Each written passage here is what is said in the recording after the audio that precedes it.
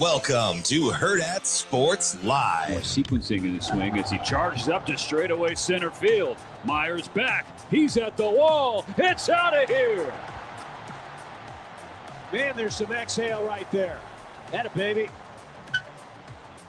Alvin goes out for his first of the season, a 3-run shot. And the Dodgers keep pouring it on. Blaine Krim. Just got a piece of it. 104. Wow, that was 104 miles an hour. 100 and barehanded caught it back. 104. Worry. Both taken around behind his own end. Long pass ahead. Appleton got it for Nebraska. Next one, game won by 3 in overtime. 3 hard good. Puts it down. It's a 7-point Boston lead. Wiggins can't hit the 3. Hartenstein keeps it alive. Hartenstein finishes on the inside.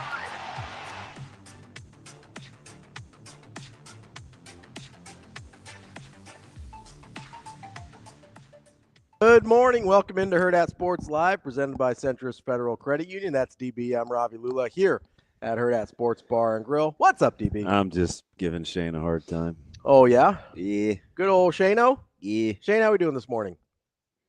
We out here. Right? How about them apples? See, Shane, that's why I don't throw it to you. Because he just can't quite get it right? I just like, Shane, how we doing this morning? Oh, man, we're pretty good. All right, cool. No, I'll do you one better.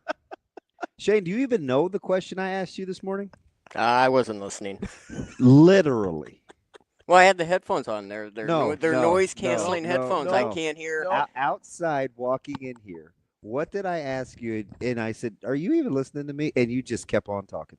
No, I was looking at Aquaman art, shark art. I'm dead dog serious. So I I was get. looking at Aquaman art? He's not kidding. I believe him. So I get out of the vehicle and I'm like, Shane. I heard that. And he just looked at me and did a big choo-choo puff. And I go, hey. And I asked my question. And he goes, I got to show you this. Just over here looking at some cartoon art. I asked him the question again. Hey, I want you to see this. And it's just a pretty cool thing. It's Aquaman and like this shark. And I go, do you know I'm a big Aquaman fan, right? He goes, yeah, and then when they got it in black and white, and then they do this cartoon. I said, you know I'm a big Aquaman fan, right? Hey, you can't blame Shane. And he goes, glue. no, see, look, it's pretty cool too. I mean, look at that. And he blew it. I said, you know why I like Aquaman, right? Like I'm on my third time. Yeah. Shane, did you ever respond to my question of, do you know why I like Aquaman? That thing wet. At no point did he acknowledge the question. He He just kept talking about his art. He's gonna answer the question At about 3 hours. Yeah, at like the 8:45 break. Yeah. He's gonna be like, yeah, I think you told me one time that you like Aquaman because whatever. So I asked him a question before we got Was it on Arthur there. Curry? Is that his name?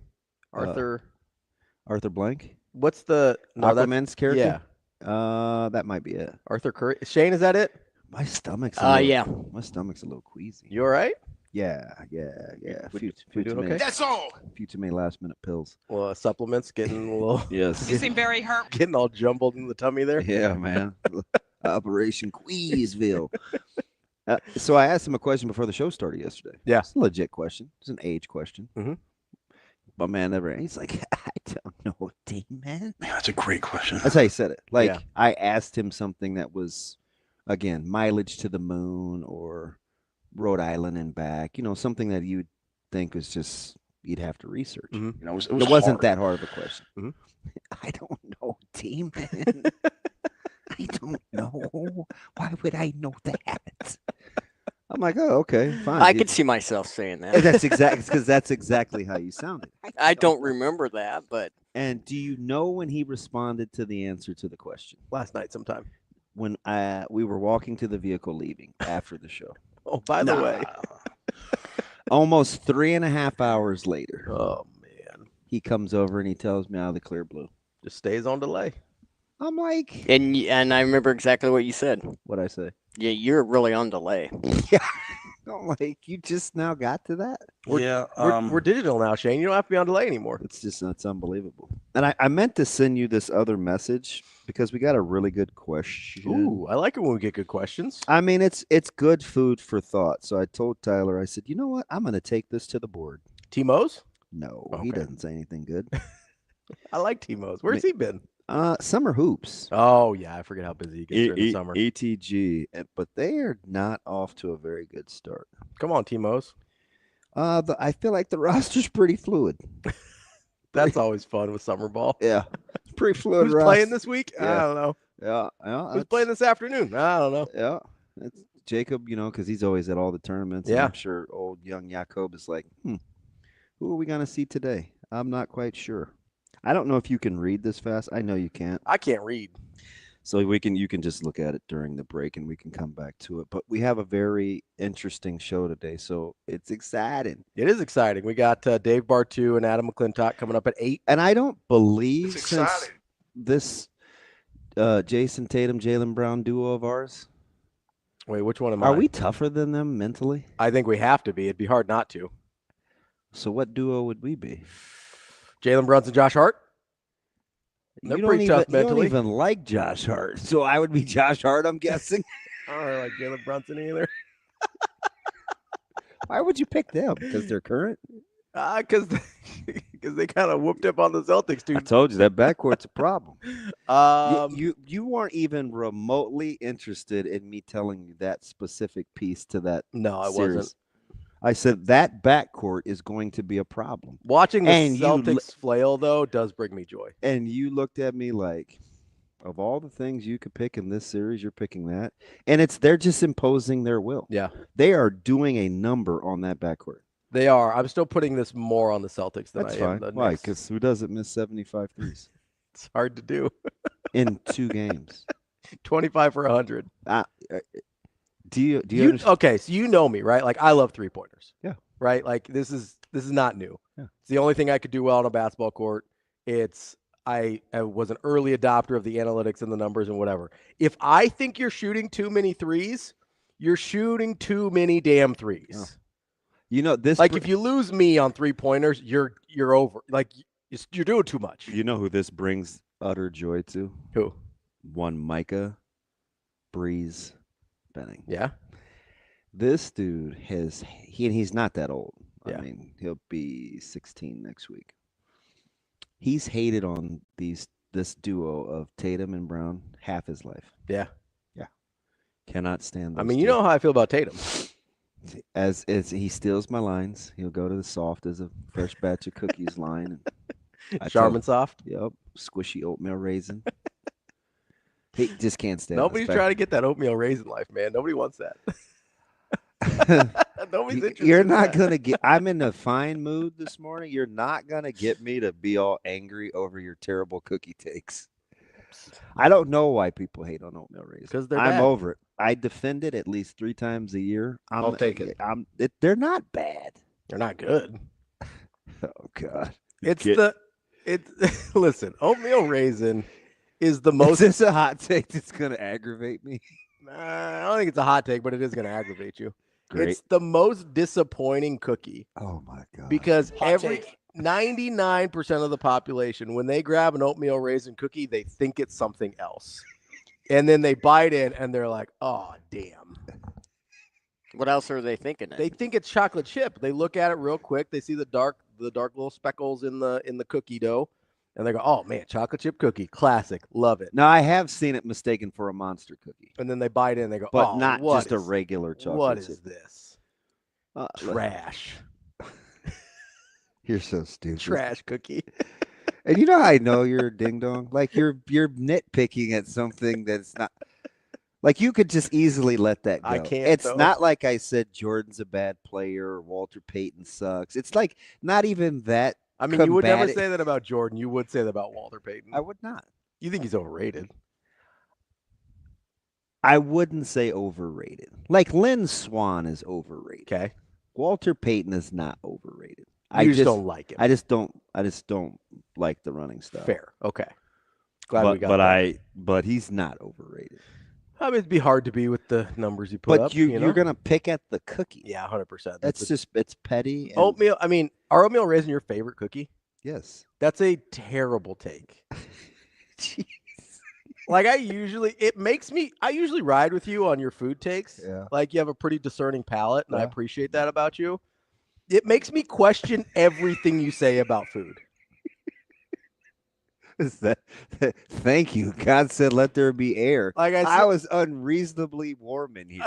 I sit here and I go, wait a second.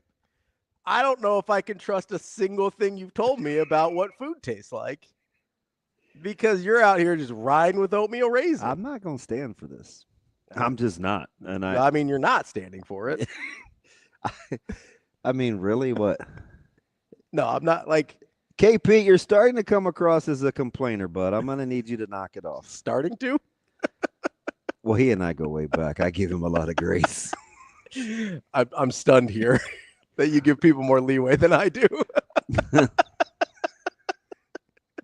Wow.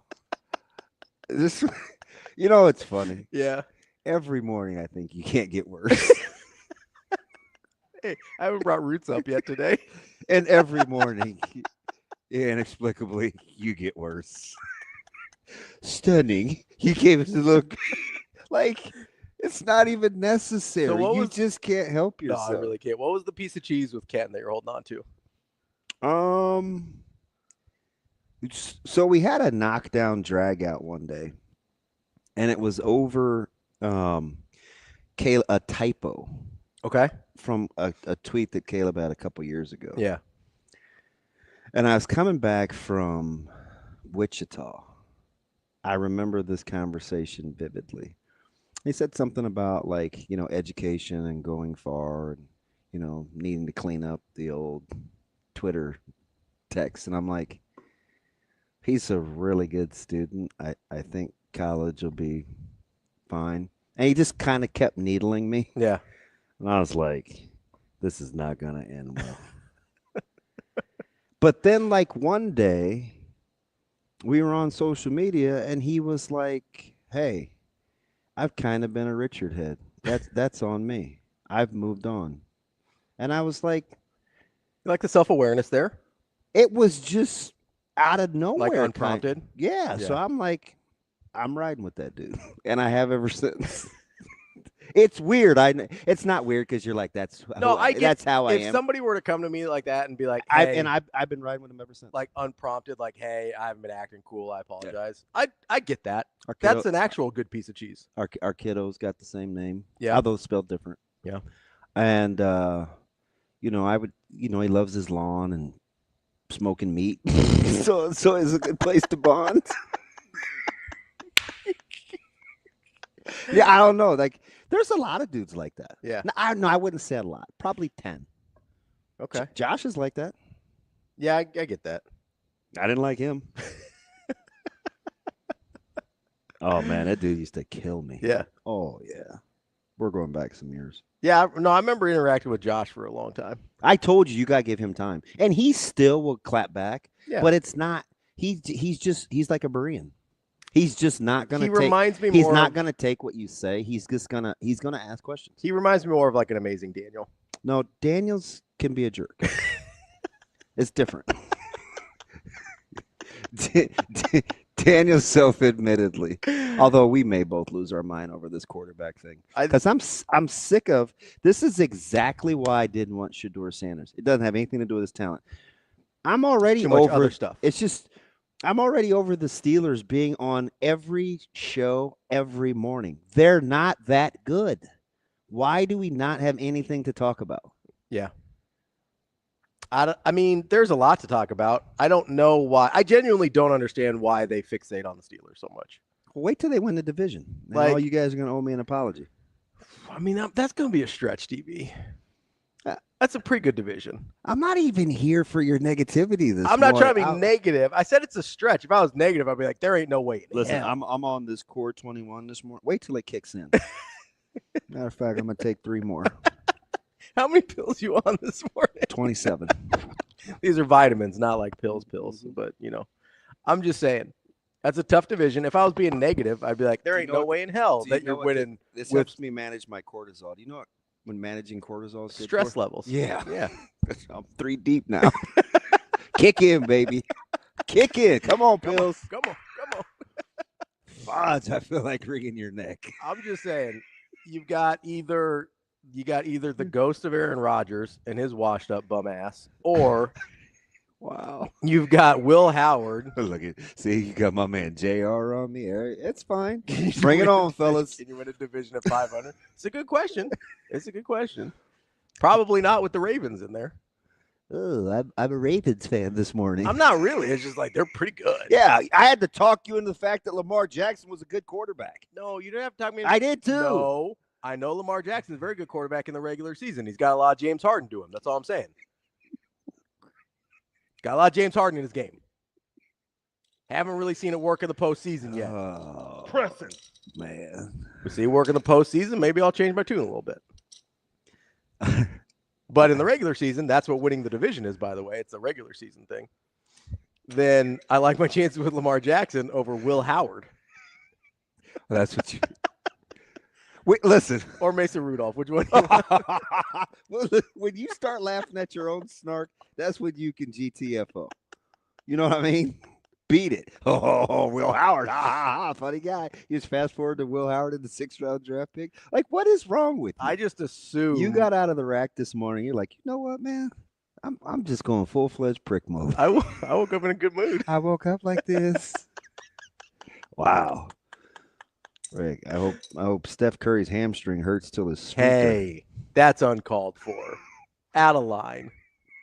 I mean, it's a joke. This is the line. I mean, it's a joke. You crossed it.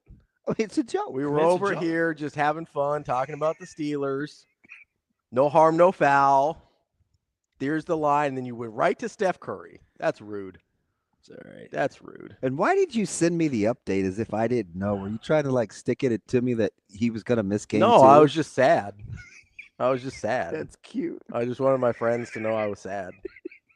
I sent it to the whole group. It wasn't just you. I sent it to the chat. I understand. Sent it to the group chat. I understand. You know who is not a good shoulder to cry on? Jacob. One Jacob Padilla. Some mean-spirited little dude, boy, I tell you. 0 cares given. I don't know if he's mean-spirited. He is aloof. He's very indifferent about being attached to anything emotionally. Not named the Phoenix Suns. Fair. Yeah. We had a conversation yesterday. He's pretty attached to Synergy and kind of mad about what's happening right now, but it's okay. I don't understand.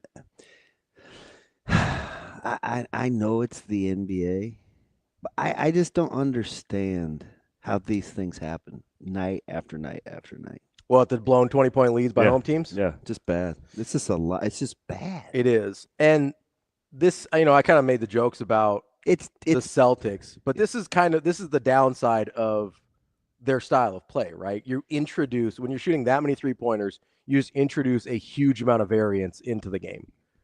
So, because, it's really easy to go and say, hey, we just need to shoot 35% from 3, and these numbers all work out, right? I mean, did you not learn anything? It looked identical to the first game. Yeah, and they thought, hey, the numbers will work out. It'll be fine. And guess what? They didn't. You know what I mean? Like over 82 games, that number you can go through a 25 or 100 stretch, nobody cares. Mm-hmm. But then you get to the playoffs and everything's condensed. Things get a little different, right? Like there's a whole other thing there. I'll hold that thought. Yeah. All right. JG, he's out of the club. He's out of the club. Booted. Toss him out the club. Nothing good ever comes from something dressed in black and gold or yellow. I could see as a Hawkeye. I would say I think he's mostly talking about Iowa. No, but lumping the Steelers. We're clearly lumping the Steelers into this conversation. Yeah. Man, there's no shortcut to it. He's out. I'm trying to think if there's any other teams I like that are in black and yellow or black and gold. Army. Army's black and gold. I still got Todd's riding with the Steelers. Big Jeff Monken guy. We're just talking. Just gonna keep the Steelers current, aren't we? I don't remember what branch Jason was in, but Jason was in as a veteran. Maybe he's riding with Army. And gold. I'm not vibing with the old black and gold vibe though. It is a good color scheme. I enjoy the color scheme. I just obviously not a big Iowa guy. That's fine. He was in town yesterday. Who? Coach Woods. Kirk? Coach Woods. Oh, Coach Woods. Yeah, he actually ate at Paisan. Did he? Left a nice little note. Where was out here recruiting? Yeah, he's at West Side. Yeah, they've got a couple guys they've offered. Yeah. Couple at Couple at West Side. He's got Darian has an Iowa offer, doesn't he? Yeah. Darian Jones over at Omaha North. Yeah, I think he wanted to watch Metro Track too. Yeah. So football coaches love their track times. Yeah, they do actually. Braylon's got a. Oh yeah, Braylon's got the Iowa offer. He's got the Iowa offer too. Does Eli doesn't? Does he? No. Eli, he's had a strange recruitment. I was just going to say that. He's really good. Yeah. He's the guy. So last summer, when I was watching you guys at 7-on-7, he jumped out to me a lot. Yeah, he's a good player. He was really good. Big, strong. Him and Purify jumped out to me. So Mo's track times are pretty unbelievable. Yeah. Did I see he committed somewhere? Northern Illinois. Yeah, that's right. No, he's a UNI guy. Yeah, Mo is Mo's got a lot of upside. Yeah. So I was a little surprised he didn't wait a little longer because I thought he was going to pop. I think he's going to pop. So here's the thing with UNI. Yeah. You got to get while the getting's good or you can't get. For Northern Illinois? Yeah. Yeah. They're kind of they're a little Iowa style, like, hey, you're either in or you're out. Yep. Because we're going to move on. We're not going to wait around for you. No. You almost have to operate that way in some of those smaller leagues because you can't wait around. No, and you don't want to be leveraged for offers either. So you have to stand your ground. Yeah, absolutely. Which I get it. For sure. They tried the same thing with Keenan, and he held out. Yeah, I'm a little surprised. Purify didn't hold out a little bit because I think he's really good. And he's gonna have verified track times too. Yeah, which at his size is gonna. Yeah, he's a tall drink of water, isn't he? Not sure. Good frame too. Yeah, I'm not sure that the NIU, Nolan. No, yeah, NIU. I'm not sure the NIU commitment is going to UNITY. What are you trying to spell? Unity? What do we got? No, I was thinking Northern Iowa, UNI, NIU. I saw Coach Farley at one of the practices, former UNI guy. Yeah? Yeah. Yeah, I'm not sure the... That's who was talking to Troy Dana when I made a slightly inappropriate joke. Do you care to share? Well, I told you. Oh. It was the whole sun. Oh, yeah. Bouncing. Yeah. Yeah, I got you. I mean, it was a little scientific. It wasn't like like in stuff your face. It wasn't stuff like you say on here every day. That's how things get more done. like what you say to me. Not that I say. I'm very PC. Some people don't like ask me. Yeah, we know this about you. It's extremely PC. No, I don't know that the Northern Illinois commitment's going to scare people off if he starts putting up verified track times at that size. Yeah, they're verified. And because he's a good ball player. Him and Eli both. I was really impressed with both those guys. Yeah, I need to. Because Eli's mostly FCS offers right now, right? Yeah, I need to talk him into coming down with me on the outside, being an outside backer. Eli? Yeah. We'd be good at that. We've played him. He can play our boundary corner. He could actually play some safety, but we got a pretty good tandem. Is he looking at wide receiver or tight end? Wide receiver. Okay. Because he's got a big frame. Yeah. Like he could easily grow into a tight end. Really good with ball skills too. Yeah, he is. That's what I was impressed with. Really good body control.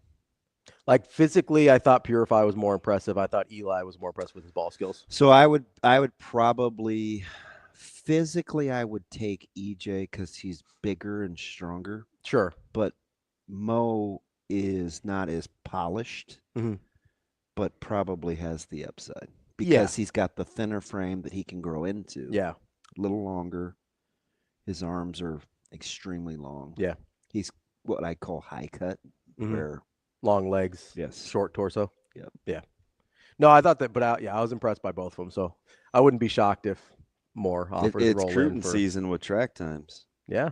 Which I'm kind of glad that Jace got his out of the way early. Yeah.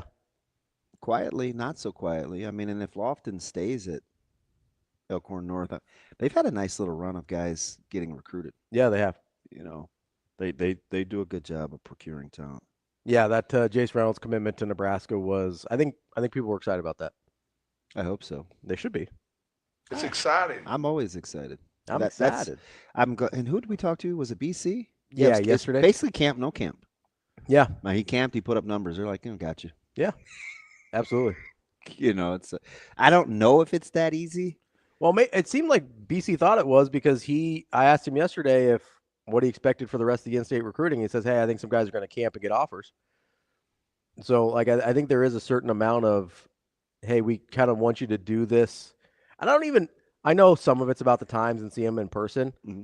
I think part of it is just like a litmus test of how much do you want to be in Nebraska. What's the word again? Litmus test. Okay. What do you think I said? Oh, well, I thought you said the little fuzzy stuff in your pockets. Oh, lintness? Yeah. Yeah. No. And I was like, have you not seen The Equalizer with the famous sitting at the table scene? I have. I've seen The Equalizer. Like lint in your pocket. I made some promises to people. Yeah. No, I think it's a good litmus test for, like, how much do you want to be at Nebraska? Like, we're asking you to do this kind of simple thing. Hey, come to a camp. And if you're not willing to do that, then maybe, like, why are we putting resources? Yeah, it's weird too that in this day and age they're doubling down on the, hey man, show us you want to be here. Yeah, but I think they're going to stick to it. Yeah. Well, I mean, what we keep saying is the secret sauce to combating the portal and NIL and all that kind of stuff is guys that like Nebraska as much as Nebraska likes them. Oh no! What? I just realized Core 21 has melatonin in it. Yeah, you have to just smash it with the red Gatorade. You just gonna fall asleep here while we're at the table, or what? Like, damn, man, that DB hit damn narcolepsy. Oh, there it goes. Uh-oh. Damn it. I need to read the labels better. Maybe. Listen, I see cortisol. I see stress relief. I see one other thing that I like. And then you start talking to me, and you're like, I need that. Yeah. Yeah, I need to come down in a hurry. Why? Like, please release. Get in the blood. Get in here. And now you're going to fall asleep. And now I'm mad over the melatonin. I'm out on melatonin. I'm not a melatonin guy either. Fudge. I'm pretty sure one dose won't get you addicted. You'll be all right. Gotta shake it off. I don't know that's how that works. It is. I don't think you like shake it out of your bloodstream. Yeah, it's mind over matter. I do that every day dealing with you. I don't think that's a real thing. It is. I don't mind you, so you don't matter. That's how it goes. I don't believe that for a second. Damn it. Coming up on the show today, I mentioned we got Dave Bartoo and Adam McClintock from Matrix Analytical. That dude has walked far.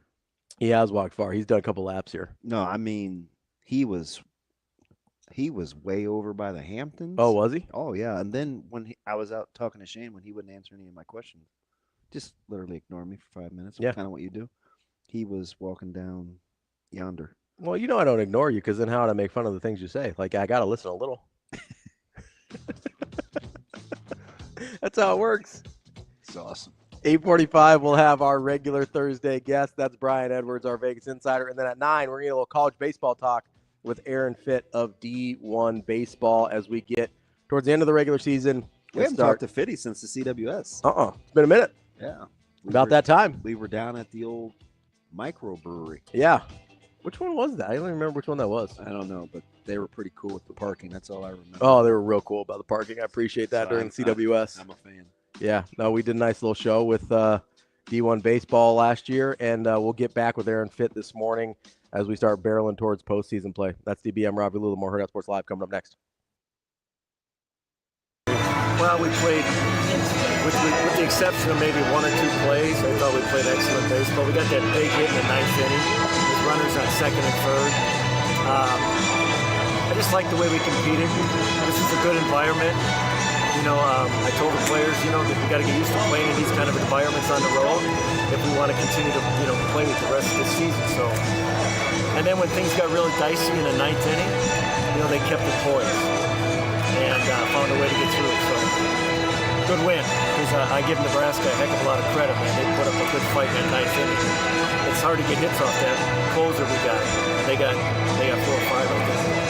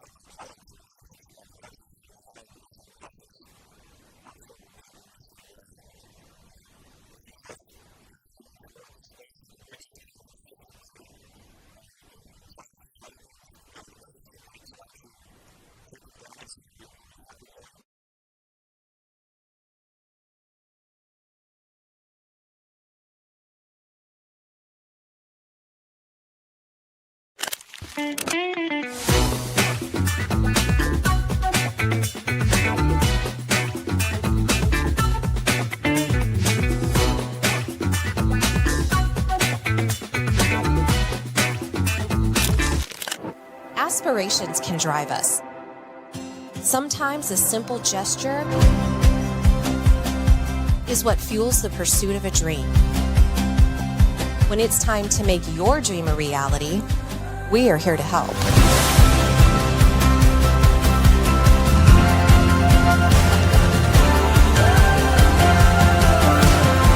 Centris Federal Credit Union. We are where you are.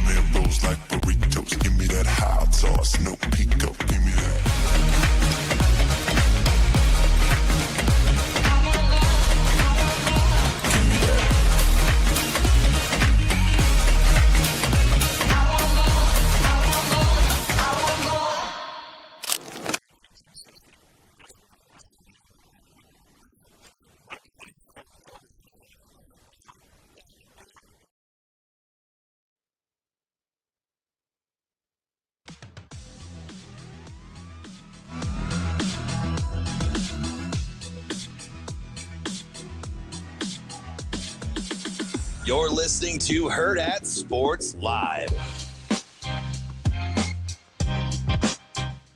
We're back here on Hurrdat Sports Live. That's DB. I'm Ravi, Lulla here at Hurrdat Sports Bar and Grill. DB, you know 3 things that I like? Yes. What's that? Scallops, Steph Curry, and good wine. That's true. There's 3 other things I like, though, too. I like beef. I got 3 more. I got nachos, and I like tots.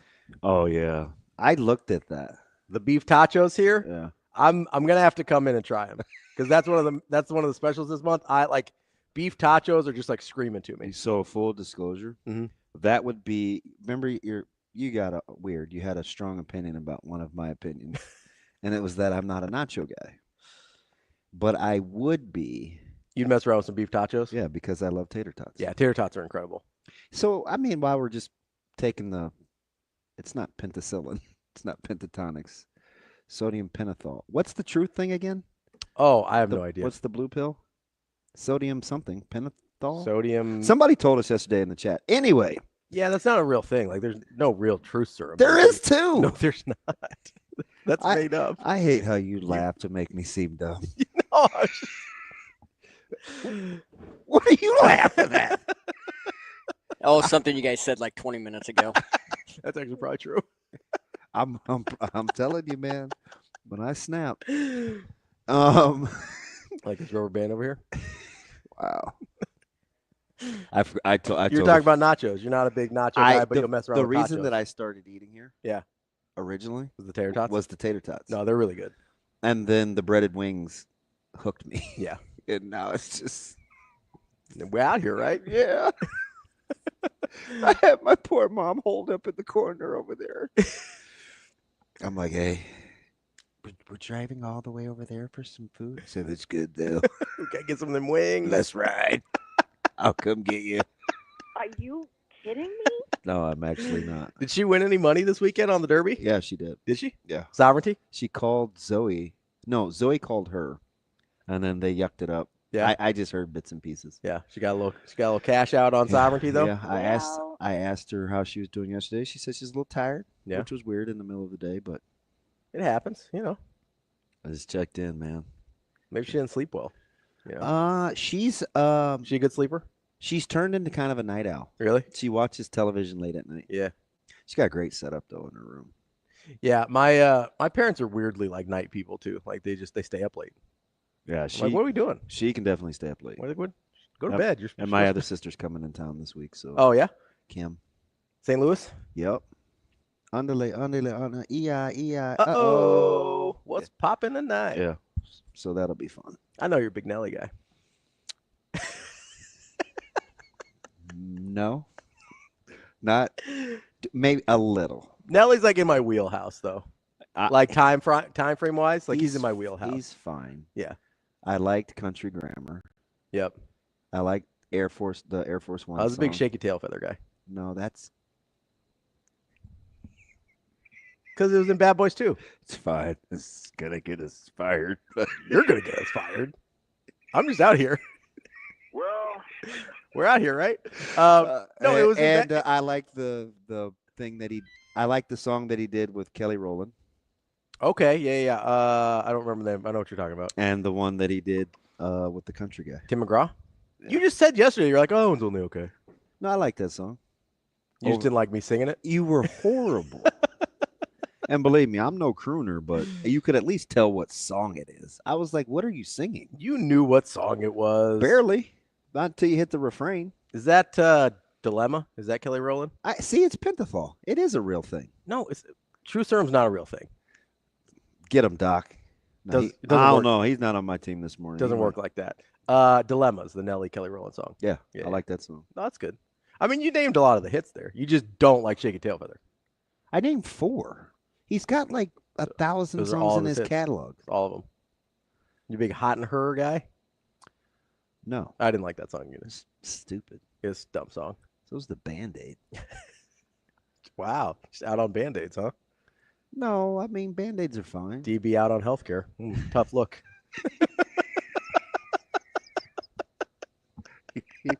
Oh, wow. Is that why you're hating on our guy Jason this morning? You're out on healthcare? Oh, don't gas it up. Like, I didn't do it. I was rocking with Jason up until the Steelers blast. No, you know why I like now I'm hating on him? I'm just wow. I'm just being a jerk. Yeah, I know. See, self-awareness. You should like me again now. The reason I like Shaky Tail Feather is it's in one of my favorite movies, Bad Boys 2. Love that movie. And they do the Florida State chant in the background. Yeah, that's doubly. 2 good reasons. Doubly stupid. Great reasons. I hope you guys never. I would argue. Hope you guys never win a game this year. You having an unnatural allegiance to losers is not. Which, by the that's way, a funny drop. You guys, by the way, that interview, yeah, that sit down with one Shannon Sharp, that's aged pretty well. Has aged beautifully. Yeah, unless you're Shannon Sharp. Even though Cat Williams is a little out there, like he's a little crazy. Oh yeah, like certifiable. But he was right on almost Sherlock Holmes, and he was really good at what he did. I mean, it's a pretend person. He was? Are you sure? Pretty sure. I hate to laugh. Like, that's as if to say you dummy. You are going to Google I am going to Sherlock Google Holmes was based on a real person. Well, you got to understand, though. It didn't affect my play. Can I wear your number? No, I know Sherlock Holmes was fictional. Okay. You're not going to get me. You like to paint me in the corner like a dummy. As a dummy. You made it seem like you thought he was a real person, so I just had to stop and check there for a second. All right, let's see what Shane, can you bold in my man Steven? You know I cannot read. I need the blue background. Well, actually, that's funny. You both are kind of right. There is no substance that forces you to tell the truth. Sodium pentothal renders the recipient very suggestible and less resistant to requests. Yeah. So I don't want to be like drugged up. So does like tequila. Like what do you? I mean, it's not true serum. It's just alcohol. Like, what are we doing? What are we talking about here? Like, have you heard the Margarita song? Like, that's basically what it's talking about. Which is foul. It is foul. But like, what is it? And who's drinking that many margaritas? You got to understand, though. You ever seen a bachelorette party? My God. No, I don't mess with those. If people go to bachelorette parties, they'd never get married. You see them like riding around downtown on those like pedal bus things. Like, man, it did margaritas though a lot of times, is it? I think you underestimate how much white girls like margaritas. So now it's a white thing. Well, when I said bachelorette party, I thought that kind of was the assumption. What? Nobody bachelorette parties like a white girl. Come on, man. That's not a hot take. Have you seen all of Nashville? That's their entire economy. Just white girls getting drunk on bachelorette parties. That's the industry. Oh, this is so inappropriate. Listen, call it like I see it. Hey, Todd is right, though.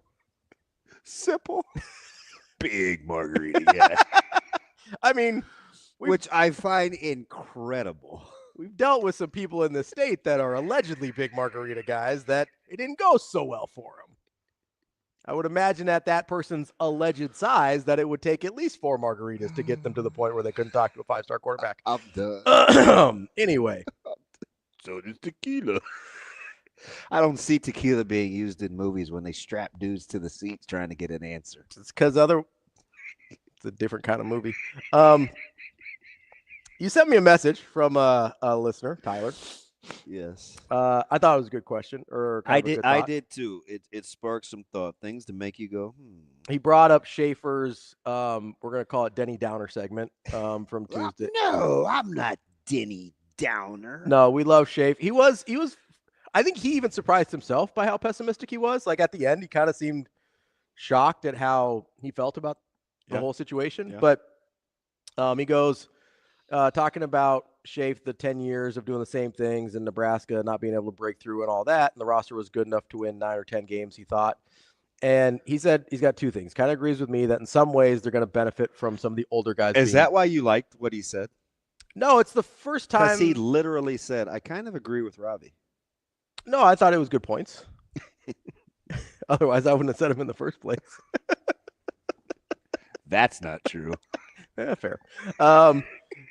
No, he says he kind of agrees that in some ways they're going to benefit from some of the older guys being gone. But secondly, he thinks that everyone agreed the next step in building the program before they could get to that 8, 9, 10 wins was breaking through and making a bowl game, which they've finally done. And then he brings up Rule's history of, hey, the year 1, 2, 3. This is sort of like, as much as there's history of Nebraska not doing this in the last 10 years, there's just as much history of Rule being successful doing this over this sort of time frame. So, I mean, if you want to use the history of Nebraska against it with other coaches and other players, then I think you have to be able to use the history of Rule for it with other players and other programs. Yeah, and we're going to get a little more in-depth with this with Dave Bartoo and Anna McClintock when I get into the mental makeup. Mm-hmm. But it's another reason I feel like Coach Rule and this staff was so animate about having that group break that. Yeah, what did he say? He said, I don't want that glass ceiling. He said, I don't want, he said, I don't want the bowl game to be hung on the younger guys as they try and make this move forward. Yep. So I think, and that was a question that was brought up when I was kind of pounding on the table last year and saying, hey. Which time? I'll get to it. Big table pounder. When I was talking about last year, like, hey, if we're not being successful with the older guys in the secondary, why not throw some of the younger guys out there? And one of the things that was brought up was, hey, he wants the older guys to break through so the younger guys can strive for more. Yeah, get that off there. And that's part of why I said, hey, nothing against the older guys. I appreciate what they did for the program, but I think getting some of those guys out of there is a positive in terms of the mentality of the program. And it's not even their fault, right? But when you experience, like Ty Robinson was here for 6 years. He was losing a lot for 5 of those. Yeah. Right? So it's really hard, no matter what your mentality is, when you lose that much for that long, it's really hard to be able to switch that. Like there's some ingrained beliefs and habits, no matter how much you persevere, especially when you look around, you see a lot of the same guys. Let me ask you something.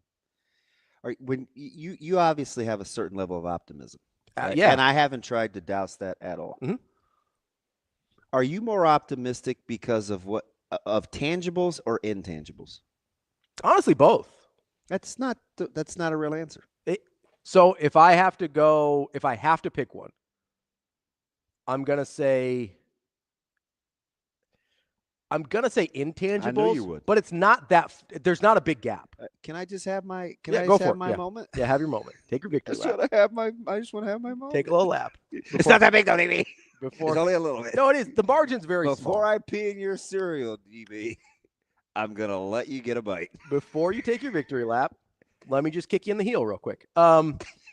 It's fine. No, it probably is intangibles, but I do think I just want to be careful because I think people, because of how I feel about Rule, will look at it and say, oh, he just likes Rule, so he thinks they're going to be good, which that's part of it. That matters, right? Believing in the head coach matters a lot. Okay, so you're not talking about Q rating. You're talking when you say I think you're too flippant with it with regards to even your own self. Okay. Yeah, you do. Shoot, you like Shane. That doesn't mean you think he's good at what he does. Right. So now you could though. No, I'm not. Yeah, they're not mutually exclusive. Yeah, you could. Yeah. But I like Shane. I don't want him to run the football program. Right. Yeah. What does that mean? But so I like Rule both as a person and how he operates, and I like how he runs the football program. But this is why I talk so much about like the defensive line and Donnie Raiola and the offensive line, and why I talk about NFL talents at quarterback, and why I talk about those things, because I do think the tangibles are a lot better.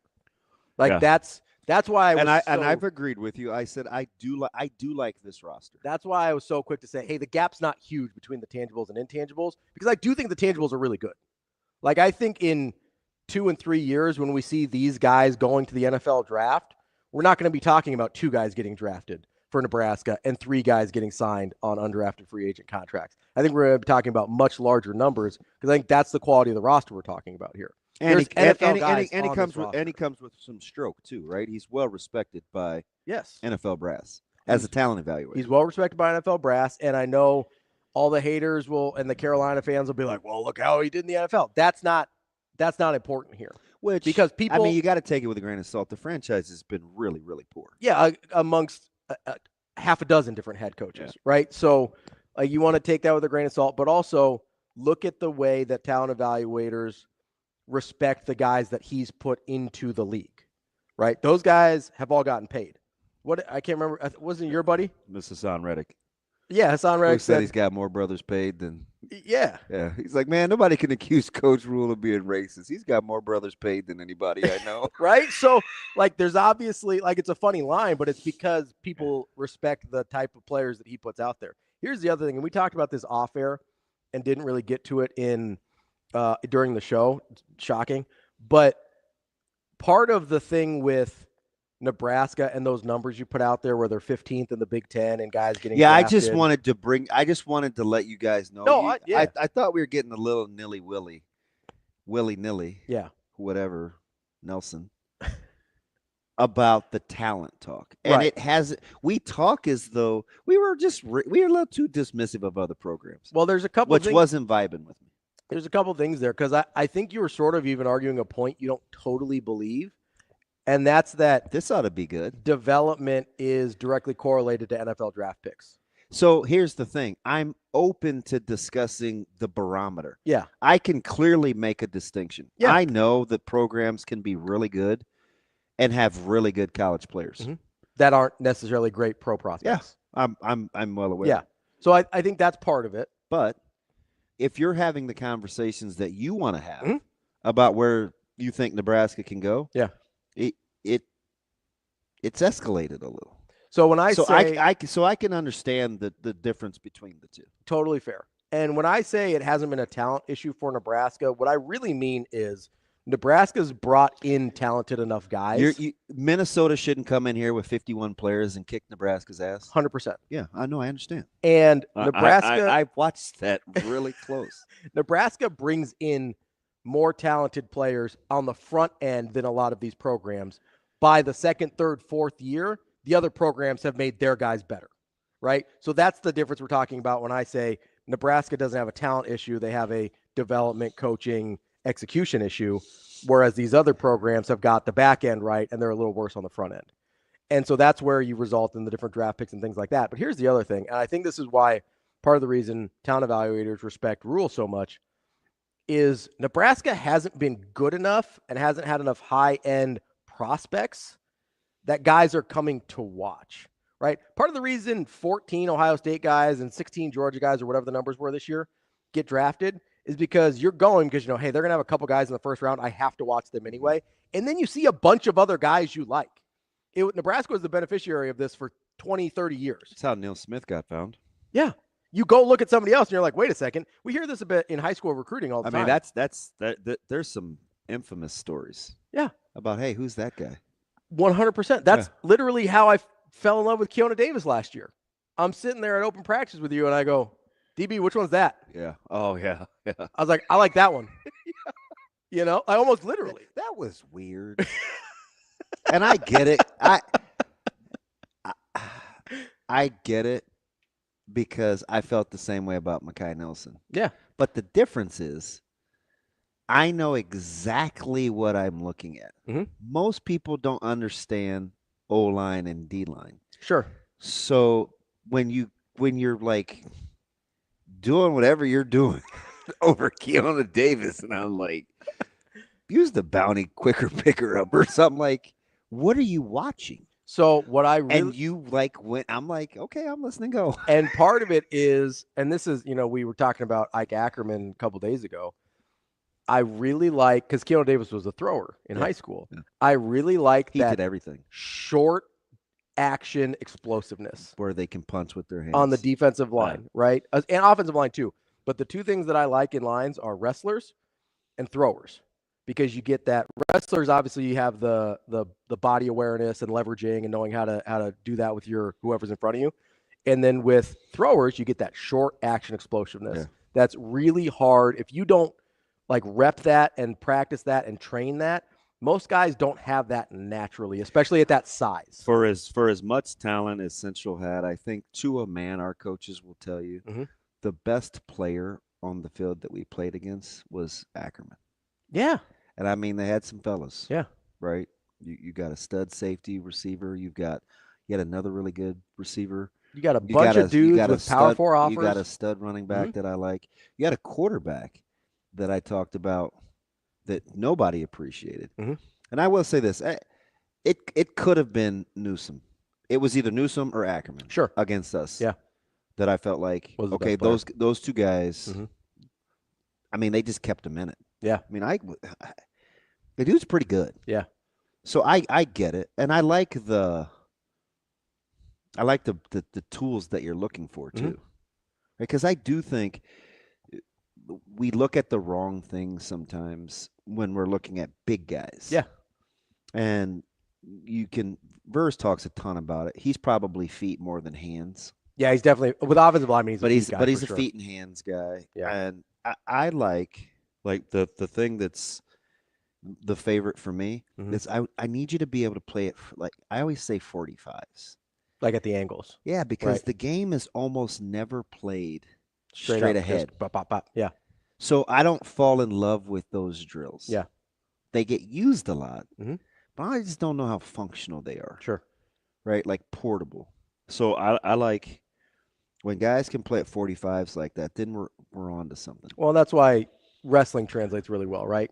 You're always at a bunch of different weird angles and grappling with a guy.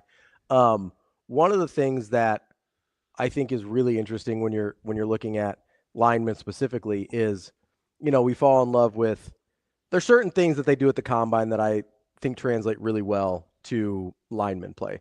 I'm a big broad jump guy, and I like verticals. Yeah, you ooze explosiveness. Yeah, that's everything you've been describing. Yeah, 100%.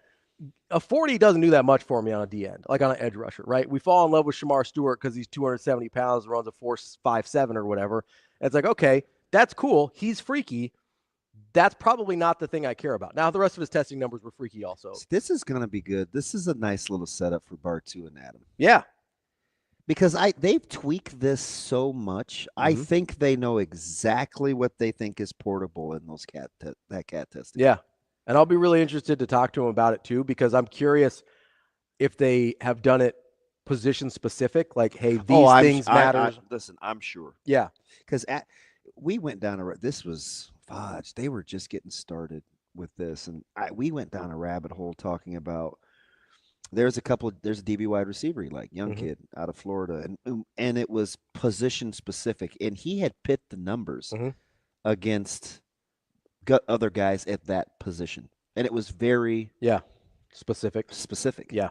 So I'm going to guess yes, and then probably be wrong when I talk to him. Like, DB, man, we're like year 2 into this, man. Like, give us some time. Well, I with knew the they database, but compared within positions. I'm curious if they look at, hey, like this measurable matters for these guys and this measurable matters for these guys. Like I know, because I think you sent me the guy from Florida where you're the low DB? Yeah, where it's like, hey, here's how he ranks compared to. I did send you that. Yeah, how he compares to like similar rated guys, and here's a guy that's in the NFL that kind of would have had, like, this is how that numbers work out. It's a good memory because that was a year ago. Yeah, I think, maybe more.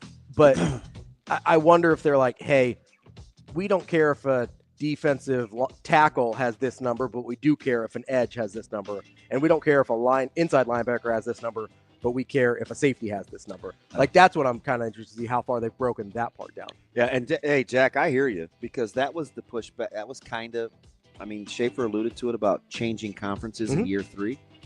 I get it, right? I mean, Temple and Baylor is a different conference than the Big Ten, and the Big Ten is better maybe than it, I don't know, ever's a long time.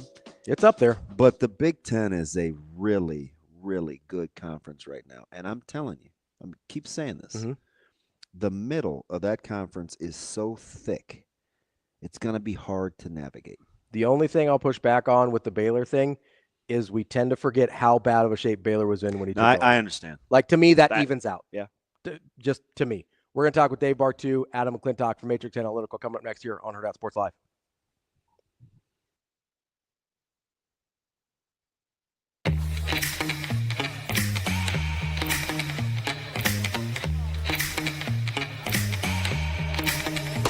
Give me that cheddar, bacon, Rico. Big money rolls like burritos. Give me that hot sauce, no pico. Give me that.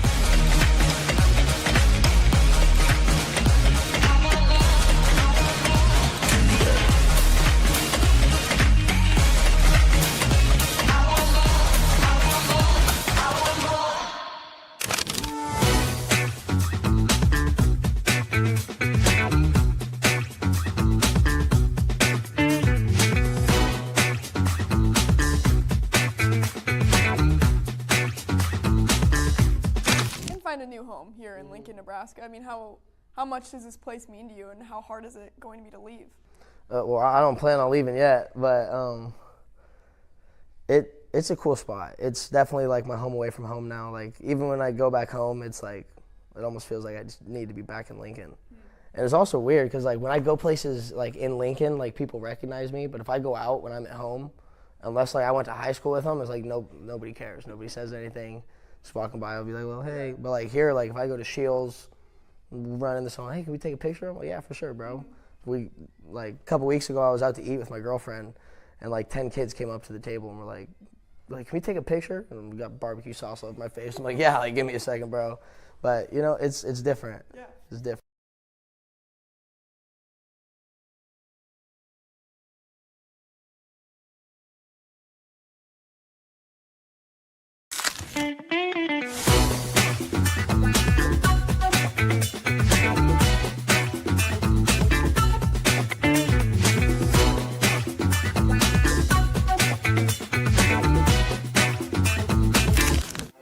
Aspirations can drive us. Sometimes a simple gesture is what fuels the pursuit of a dream.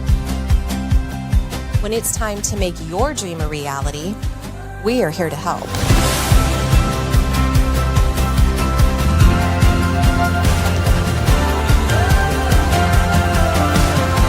Centris Federal Credit Union. We are where you are.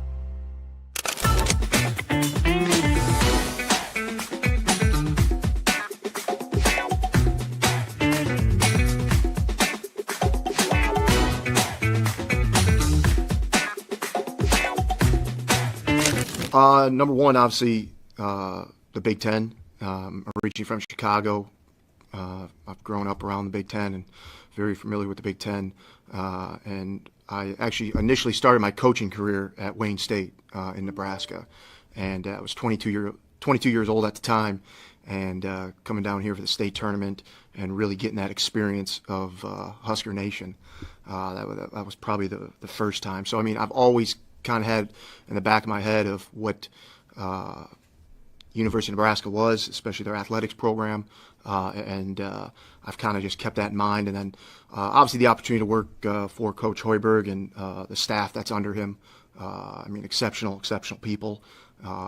Obviously, there's a ton of momentum within the men's basketball program, especially the last couple of years, and I'm just excited to be a part of it.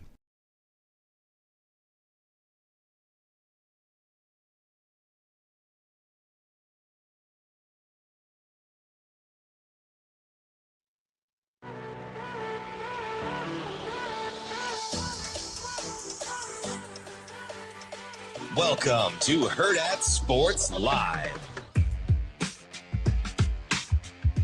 We're back here on Hurrdat Sports Live, presented by Centris Federal Credit Union. That's DB. I'm Ravi Lulla here at Hurrdat Sports Bar and Grill. We are joined now by Adam McClintock and Dave Bartoo from Matrix Analytical. Guys, how are you this morning? Hey, what's up, guys? It's hella early out here this morning, man. DB, it's like, hey, this is tailor-made for you, man. You're like this fountain of knowledge. Why not spew it early, man? No sense in waiting. No, it would be fine if the dogs didn't get told. Alarm goes off at 5:50. My wife's like, really? Really? And I'm like, it's Husky football, baby. We got to talk about it anytime. So what would you get out of bed early for? It seems like it would be food prep. So food prep in Nebraska football, because those are two things I've seen you get up pretty early for. Yes, right. I mean, anybody who loves the art of barbecue, you're getting up early. And it's way earlier than 5 a.m. And then come September, it's got to be getting my butt out of the tent for elk hunting. In September. So my non-conference game is chasing bull elk all over the mountains. Incredible. Adam, I blame you for getting this whole party started with number and test philosophy. Where do you guys want to start? You kind of know Ravi and I are we're not on polar ends of the spectrum. But let's start with kind of laying out the groundwork for this CAT testing. And you're widely regarded and known for helping coaches establish potential clients, but now it's kind of evolved into evaluating talent too, right? A one-stop shop. Yeah, that's right. And this thing really started to get legs about 2 years ago. We kind of started seeing the need for athletes to be able to get exposure through other means besides having to travel for these expensive showcases that happen every summer and every spring across the country. So we started kind of using some of our connections we have with athletic departments we have worked with, and using a kinesiology study that the University of Michigan State did, which ranged from 1967 until 2004. It was called the Motor Performance Study. And what they did is they took 1,200 kids from the ages of 2 to 18, and they tested them on motor skills from the time they were young until they were, adult. Okay. They did this for 37 years. They have a ton of data. So we use that data to kind of use to create correlations between, okay, if a kid tests a certain level at 11, 12, 13 years old, what can that possibly correlate to when he's 16, 17, 18? Okay. We wanted to create a measure that measures total body athleticism that can be used across all age groups and across all statures. So using that core data and also some derivative studies that have come off since then, we were able to do that, and we back tested it for a year, and then this spring this is really the first spring we rolled it out. Okay, so you used the dirty D word. You said derivatives, and sometimes when you're dealing with people, it's like, well, you're the only ones that really know what you're pitting the data against when you talk about derivatives. How do you know kind of how to tweak it this early in the system? Well, we took a full year to back test it. We went through and we gathered data from 5-6 years ago, and when kids who are going into college were 14, 15, 16, 13, 12, 13 years old. We got their combine data through some very nice folks who were doing it in the Phoenix area. And the kids who tested high at 12, 13, and 14, those were the kids that ended up being your high level prospects going into college. For example, we spotted a kid when he was 10 years old. His profile jumped off the page when he was 10 years old in Phoenix. We kind of, I circled his name. I went through and I wanted to know, okay, where's this kid at now? Did a search, and he was the number 6 wide receiver in the country in the 2024 class, and he's now at Oregon on full scholarship. So we have 3 or 4 or 5 different examples just like that, where we, in our back testing, we found that, hey, this works. This really stands out. We also did a lot of NFL testing. This really isn't made for professional athletes, because once a kid gets into a training table or an environment where there's people's jobs to make them better, then it kind of muddies the waters a little bit. But it still really did a good job of determining what athleticism level do you have to be to start X amount of games in the NFL. So we did a lot of back testing before we really put this out in public, and that's kind of where we started our basis off right there. So I'm curious with that original study, because I've been a proponent of multi-sport athletes and how that improves athleticism over the course of a person's life. Was there any component where they, and along with the testing data, that they looked at what sports the kids were playing kind of throughout their career? Because there was a Soviet study back from like the 70s where they tested guys on multi-sport athleticism and how that translated. It was for them, specifically hockey players. But I'm curious if there was any component of like multi-sport versus single sport on how that impacted the trajectory of athleticism over the years. Well, one of the derivative studies we used to create our baseline for this, they did go into multi-sport versus single sport athletes. And we have found actually in our data that we have collected already, like I said, we have nearly 5,000 profiles already this year. The kids who are multi-sport athletes, those are the ones that are testing the highest. Because what this derivative study found was that at a younger age, the more types of movement and the more types of athleticism you train at a small age, when you're impressionable and your brain's learning how to move, the better off you're going to be in the long run as an athlete. So when parents reach out to us about how can they improve their CAT score, the first thing we ask is, hey, are you specializing in a sport? If they are, we say, hey, don't do that. Don't specialize in a sport at a young age. Be multifaceted. Go out and allow the kid to do 3 and 4 different sports before you hone in on the 1 or 2 that you really want to focus on. But early on, especially early on in development, it's important to get kids into more than one sport. Dave, I'm interested. I'm curious, just in having talked to you for so long, kind of where you started, your personality and fit, big fit guy, and you'd make the numbers work. And you guys do a lot of strategizing with adults on, is this a good fit?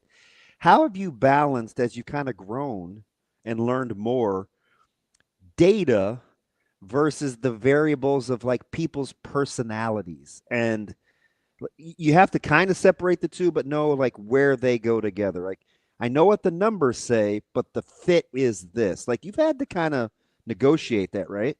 Well, it's something that's it gets back to why we reached out to you guys in the first place. Remember last week you were talking about the 3 questions we put up. We're going to get to that. Right, but it gets back to that, right? It gets back to that because when it comes down to players or coaches for your staff, so you got players on your roster, you got coaches for your staff, right? And this is the subjective part that is so difficult, because we can't put on the emotional fit. We can't put a number on the mental stamina, the drive, the desire to achieve. And so I think that's where time has to come in, right? You have to learn about a coach, or you got to learn about a player. So I think the first thing is you're trying to use data to find the good coaches, find the good players, but then it's going to take time to understand who they are and how well they actually fit into your overall staff or your overall roster, because we're numbers guys. right? And so when we're looking for, if we're trying to build a staff, we're going to start with who's the best guy, right, on paper, or who are the 5 best guys. And what we've always told our coaches, whether they're out there doing research for early player identification through CAT or through our process of hiring and building staffs, it's here's the best one. No, here's your best group. Now talk to these people and find out who is going to be the best cultural fit on your roster or on your staff. So at what point, so is it kind of a feel thing where you move off of the data where you said, well, it's got to take time, where you move off of data where you still have to learn the ins and outs of the chemistry, right? Like that, is that where the good recruiting, whether it's for a player or for a staff, comes in? Those guys and gals that can narrow those variables once you move off of data? Right. We're trying to use the data as a filter, right? It's an efficiency filter, right? Because it doesn't matter who the coach is, right? It can be your head football coach, right? It could be Matt. It could be your head baseball coach. It could be your head basketball coach. It can be your head softball coach, your new head volleyball coach, right? They have finite amount of time. So if they're looking for somebody on staff, let's say there's 100 people for a position staff, wouldn't it be easier if the data said, don't waste your time talking to these 50, right? These are the bottom half performers. Don't even waste your time. So now we cut the workload. Now you can spend twice as much money or twice as much time on half the people to narrow in on performance first. Now we have emotional fit. The same thing it goes with finding players, right? It's like there's 100,000 athletes in the state of Nebraska, but let's say all tested from 8 to 18. Adam and I can tell you which 95% to not even waste your time on with the film, because they physically can't make a roster at a sport at Nebraska. So yes, objective, filter first, create the efficiency, then create the relationships with the people that the numbers say, these are your best targets. Now go out and see who best fits in your culture. So that goes into the question you guys asked on Twitter last week that brought up this whole discussion in the first place, where it was, hey, if you have to look at one thing first, and you kind of just answered the question there, is it your objective testing data, the athletic data? Is it the film, which is subjective, or the personality profile, which is subjective? You guys said, hey, you just said the data first to filter out everything else so you can do the subjective work more efficiently. Here's the way I changed the question a little bit, because I thought it was, because you're right. If you've got to filter out guys that just, you're never going to make a roster just because you're let's say a 5'9" Indian guy that runs like a 6'0" 40 at 18 years old. You're not going to make a roster. Right? So, but he's so competitively tough. Such a jerk. We like him. No. So, I get that part of it. But I changed it to ask DB if there's only one thing you can look at. Like, if you don't get the other two, is it psychological profile, is it tape, or is it the athletic testing? He said psychological profile, no questions asked. I went tape because I said, okay, the tape is going to give me, is this person good at my sport or at the sport that I'm looking at? I feel like I can get some idea of their athletic profile. And then the hardest one, which is where DB and I disagreed, is I felt like I could get enough of the mental makeup to give myself a shot on tape. And you guys are probably thinking, we're data guys, and neither one of you two ding-dongs picked data. Only get the one. No, that was, something, that was my fault. I wrote that poll. I wrote that question. See, Adam sent me the link to your show, and we both listened to it, and I loved it because it is two different points of view, right? But it got me thinking that I set that question up wrong, right? Because I agree. I think we'd all agree. We want all three, Dave, right? Yeah. I mean, this is Nebraska, and especially now in the age of NIL and the portal, we have assets we have to allocate. We need as much information as we can. So the question should have been, if you have the opportunity to get all three, which one are you going to start with? Oh, mm-hmm. I got you. Right? Yeah. Because you have the two subjective things, right? You have the mental side, right? And you have the football IQ or the softball IQ. You have the sport IQ, subjective. But the objective side of it is, does this player have the athleticism even, right? And I'll use an example, and sorry, DB, if oh, this ought to be good. Well, no, because now Damon, your son, right? If we would have tested him, if he'd have gone through a cat combine when he was 8 years old, his score, now everybody, let's just use Nebraska football as an example. Okay. The numbers, based on what we've seen, about 97% of everybody on that football roster scored above a 75 coming out of high school. Okay. Now, our numbers are age and stature adjusted. So that kid that was a 75 as a senior in high school was between a 70 and an 80 when he was 16. He was between a 70 and 80 when he was 12. He was between a 70 and 80 when he was 9 years old. How do you gauge peak? Is that where the stature part comes in? Yeah.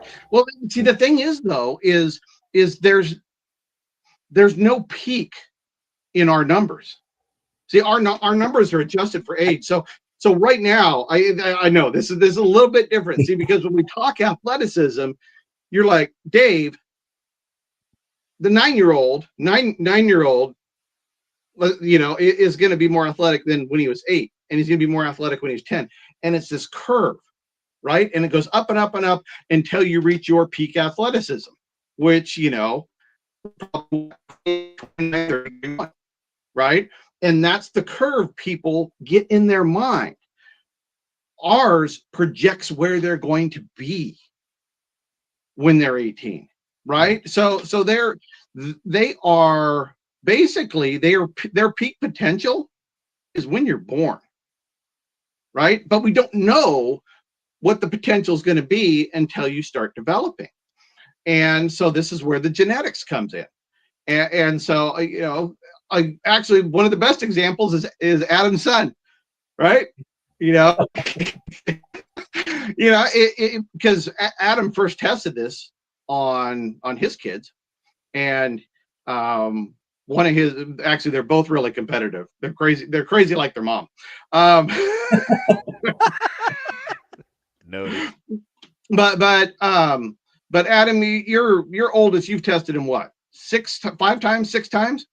Yeah. Yep. Right. And what age to what age?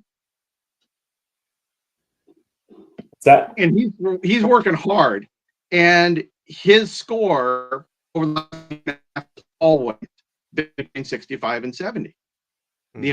You guys are asking the question is, when do they reach their peak potential? What we're measuring is what their peak potential could be before they even hit it. That's the advanced part of it, right? If we test, we're testing Adam's kid, we're testing Damon's kid, we're testing any kid in the state of Nebraska, right? Any 8-year-old, any 9-year-old, 10-year, you name it. We are modeling what their peak athleticism is projected to be, not where they're at today, where they're going to be tomorrow. That's the research edge, because if you have all of that knowledge, now you know who to get off of early. You don't waste time on film. You don't waste time on subjective things like, what's their mental makeup, because physically the genetics just don't hunt, and you're never going to be able to make the roster. That's kind of, that's going to nip that takes a little air out of my sails over there, DB. So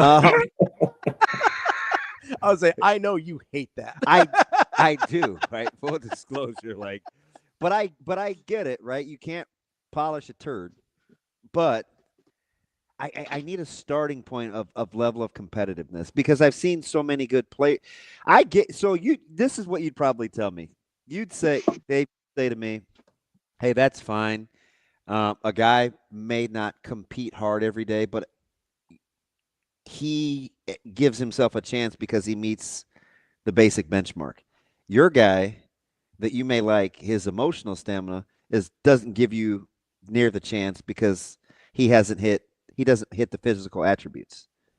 Like you're just starting with the base level of physical attributes before you make any predictions on anything, right? You just want the base level of athleticism. And then out of that smaller, find the competitive guys that give you a chance in the long term. That makes sense. Yeah, exactly. I mean, it's a three-legged stool, guys.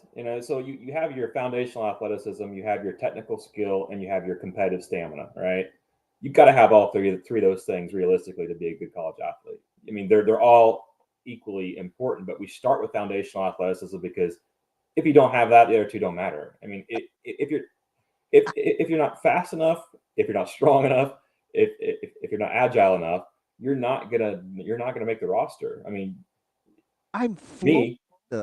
It's not even a pivot. I'm floored at your in addition to, because when you're compiling lists for coaches and all these schools, they hire you, and it's like, hey, we need a pool of candidates. You can wash your hands free of the decisions they make once you give them the appropriate pool.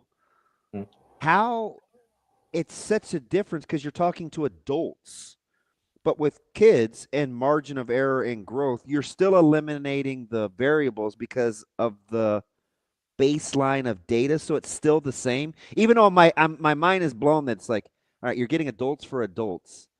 You're getting young people for adults, but it's still the catalyst is just the raw data. What you do with it is up to you, right? Is that right? Yeah. And this was born out of a desire to help kids get exposure. I mean, this wasn't made to eliminate kids and their opportunities.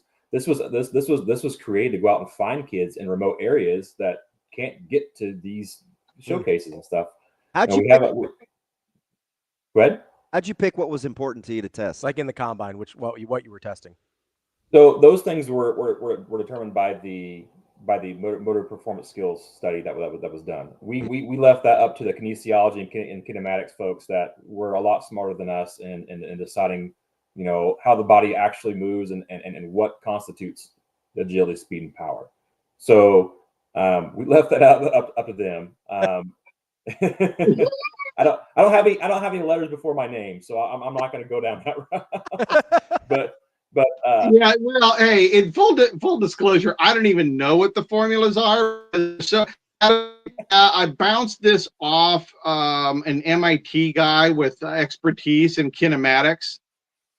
And for everybody listening, I had to look up kinematics 3 years ago, folks. I didn't even know what it was. And it's the math. Kinesiology eliminates a lot of people that think that they want to do like PT or they can't even be gym teachers without kinesiology. So it's like right. So so it's just a math formula. Adam, you keep trying to explain where it came from, but it was a lot of smart people helping with the formula to make it hunt.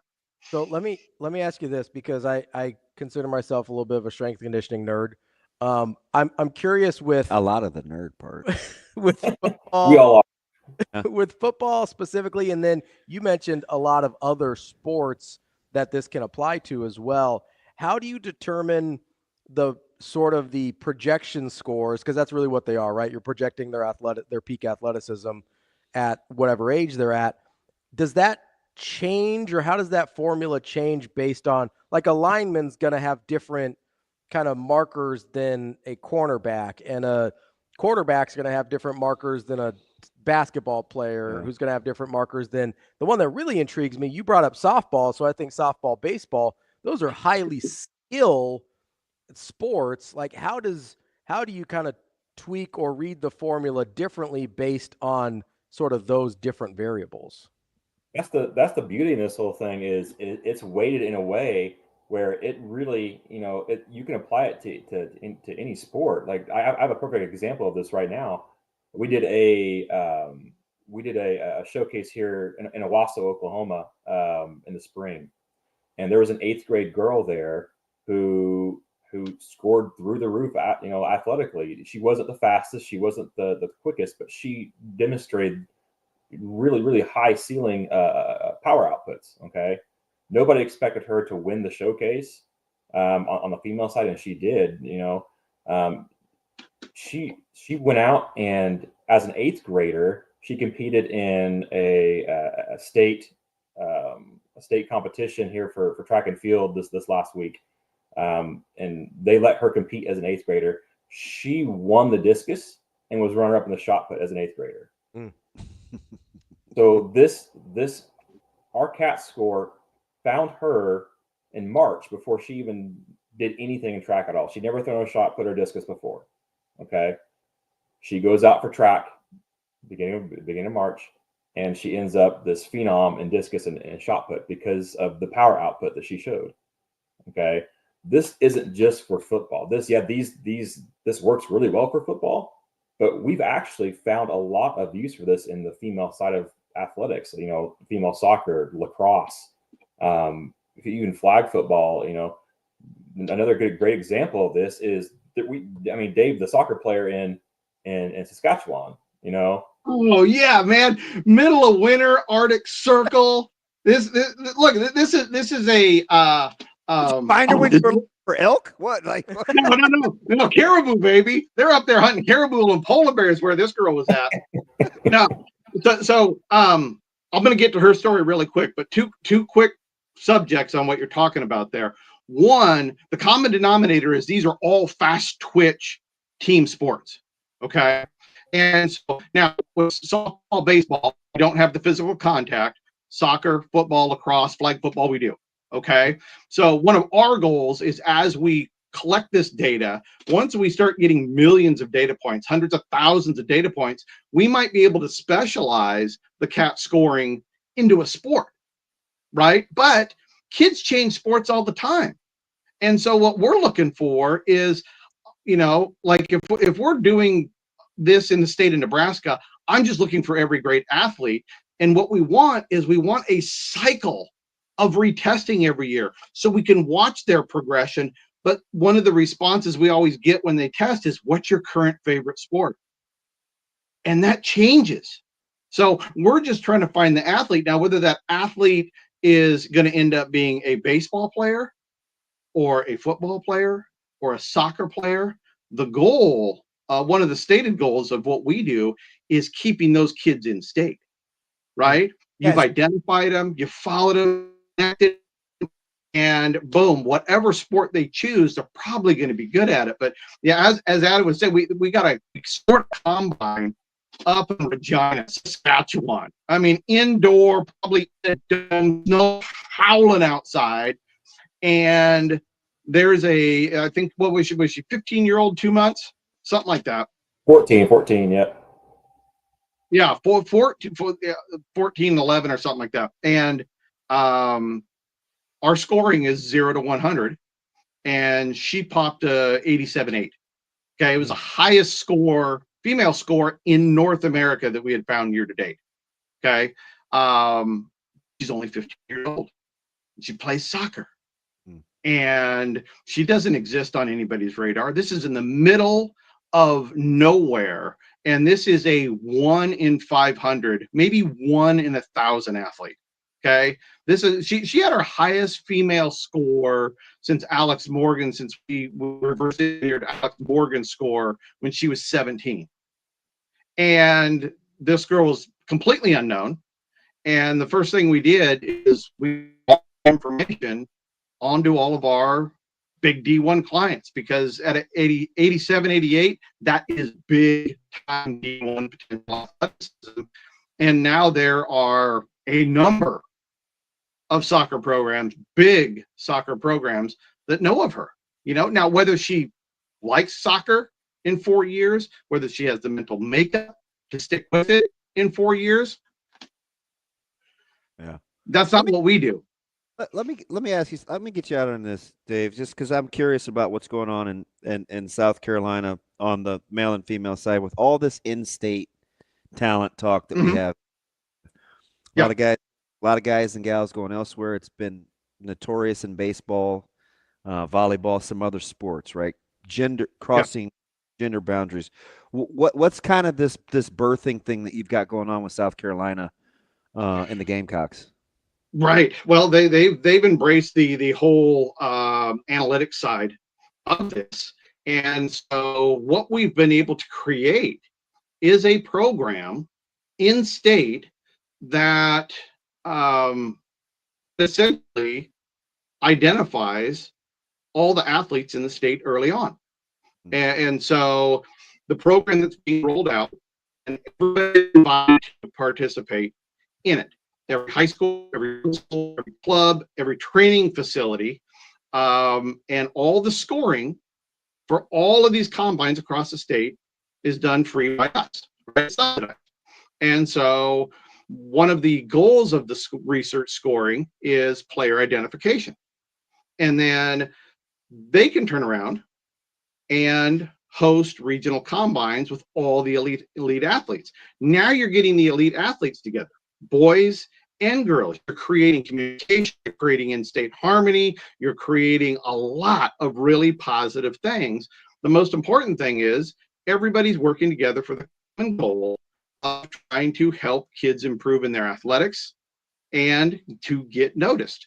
One of the unstated goals is keeping the talent, right? And one of the best ways to do that is early identification and creating a good relationship with the in-state athletes. And so with this program, everybody can participate.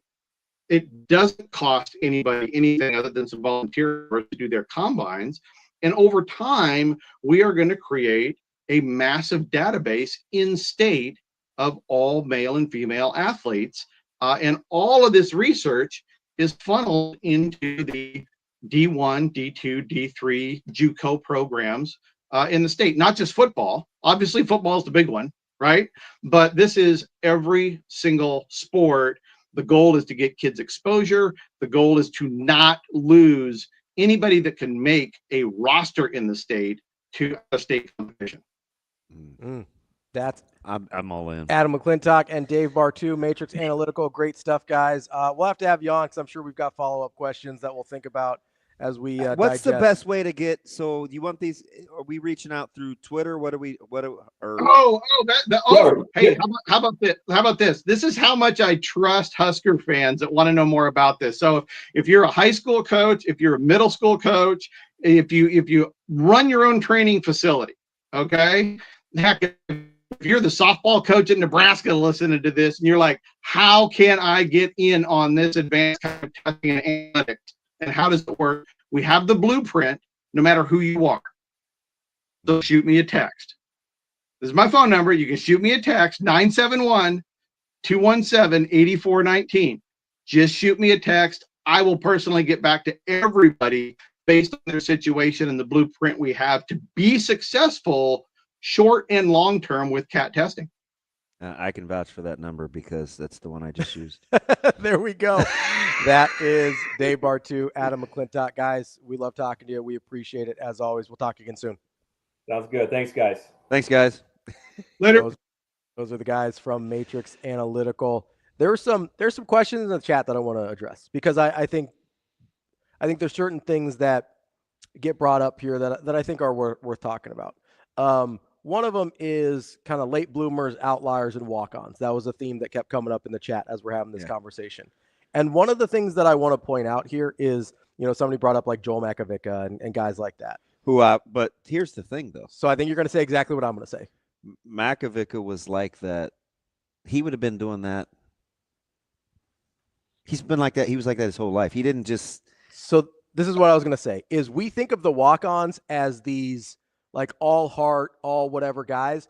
My assertion is that most of those guys would have passed this test. Yeah, they just need to be found. Yes. Yeah. Right. I mean, So like Joe Magovica probably would have had offers from other places if he had gotten on the radar. Genetone would have crushed this test. Genetone would have crushed. The Bullock brothers would have crushed this test. Alex and John, right? Yeah. Like those are really good athletes. So I think we get this thing in our head about they're walk-ons. They like overcame their athletic disadvantages. No.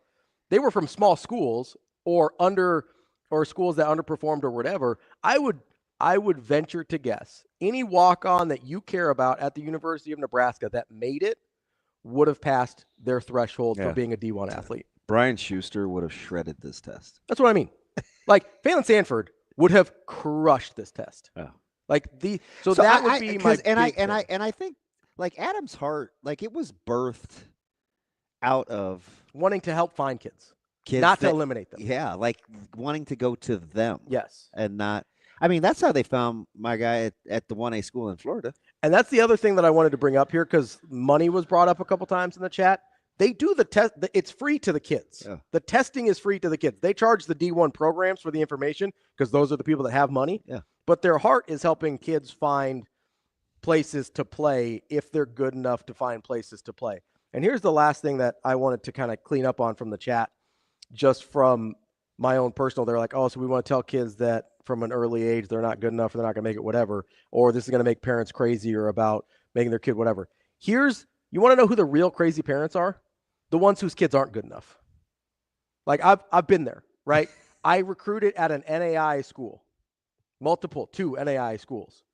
The parents that are the craziest are the ones that don't realize that their kids aren't going to D1 or aren't going to the NBA. Mm-hmm. The kids that understood, or the parents and kids that understood where they were at in the process were the easiest people to deal with. Yeah. The more people that the kids that I would lose or that we would lose interest in were the ones who parents were like, oh, so is he going to play pro someday? Or can he go D1 from here and stuff like that? And I was like, listen, man, anything's possible. We put kids in Europe.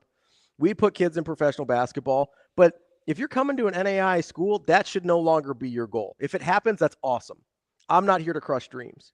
But I'm going to sit here and tell you, if I'm recruiting you, your kid's not going to the NBA. Like if I'm here at Grace University or Nebraska Christian College and I'm sitting in your living room where I'm trying to take you to a basketball game, I promise you that kid is not playing in the NBA. I can guarantee that. And if you think he still is at that age, if you're 17, 18, and you have no Division I offers, you have no walk-on interest at Division I programs, and you've got Ravi Lulla knocking on your door, your NBA dream is over. I'm sorry to tell you that, but that's useful information to have. I wish, and I've said this before, I'm a good athlete for a normal person. Like I'm good at sports for a normal person. There was no chance of me going D1 or professional in anything. If I had learned that younger, I would have saved myself some heartache, right? I just would have. And I don't know if I would have listened, but it would have saved myself some heartache. I loved baseball. I thought I was good at baseball, and I was good for a normie, right? I wasn't good for what other people are. I started seeing kids like Connor Gillespie in high school, and I'm like, oh, that's different. I'm not like that, right? Would have saved myself a lot of heartache. So I know sometimes it's you go out there and you say, hey, we're kind of crushing kids' dreams or whatever. It's like, maybe you can look at it that way, or you can look at it as, hey, everybody has a dream. You want them to have a dream that they can actually achieve, right? An unachievable dream is a nightmare, right? Like that's not what you want. I always, and I know we got to get to, we'll get to B here in a minute, but we got a couple minutes. You'll figure out based on the data that you receive just how much you want to do something, because it doesn't have to be the end. No. Same as it doesn't have to be that kind of beginning either. So and I would argue being slotted properly actually allows parents and kids to get out of sports what they should, instead of it being, I have to make it to D1 or sports weren't, or playing sports in high school or middle school or whatever wasn't a good thing for me. Mm-hmm. Or if I don't make it pro, then I was a failure at playing sports. Like most kids that play sports, it should be about everything else. It should be about learning how to have competitive endurance and learning how to persevere over hardships and obstacles and things like that. Like that's what youth sports should be about. And if you can learn earlier that the other things aren't necessarily on the table for you, then you can focus on the things that sports should be about for 99.9% of kids. I actually think it's a huge positive to filter some of these things out. But And he did. I do like NAI. There were multiple levels, right? yeah, like they've got it slotted out for JUCO, D3, NAI, D2, D1. That's Like kind of what I was. I heard more opportunity than I did too, and I think that's why they created it. But we know these guys, so like we hear their hearts. Yeah. More so. Yeah. But I know, like I've talked to Adam quite a bit. Like he did this because he wants kids to find places to play. Right. And there's a lot of places to play that aren't Division I, and you're going to have a hell of a time doing it. I'm trying to figure out why he didn't tell me his one of his kiddos is a 65-70 guy. I know. Let's get him in here. Let's go. What are we doing? That's TV. I'm Ravi Lulla. We'll have Brian Edwards next on Hurrdat Sports Live.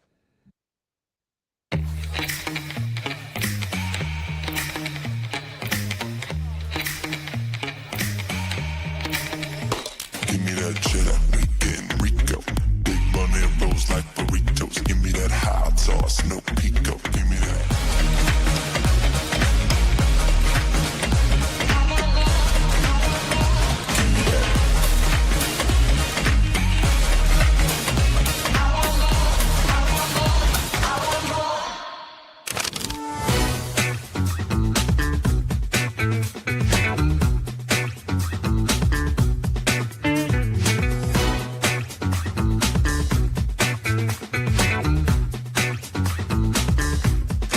Find a new home here in Lincoln, Nebraska. I mean, how much does this place mean to you, and how hard is it going to be to leave?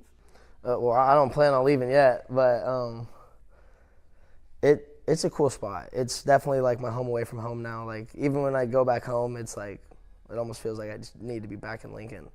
And it's also weird because like when I go places like in Lincoln, like people recognize me, but if I go out when I'm at home, unless like I went to high school with them, it's like nobody cares. Nobody says anything. Just walking by, I'll be like, well, hey. But like here, like if I go to Shields, run into someone, hey, can we take a picture? I'm like, yeah, for sure, bro. We like a couple weeks ago, I was out to eat with my girlfriend, and like 10 kids came up to the table and were like, can we take a picture? And we got barbecue sauce all over my face. I'm like, yeah, like give me a second, bro. But you know, it's different. Yeah. It's different.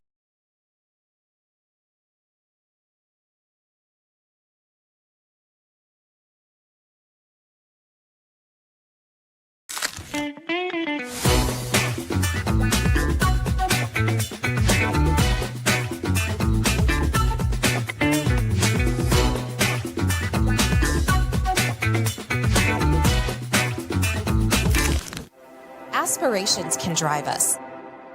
Sometimes a simple gesture is what fuels the pursuit of a dream. When it's time to make your dream a reality, we are here to help.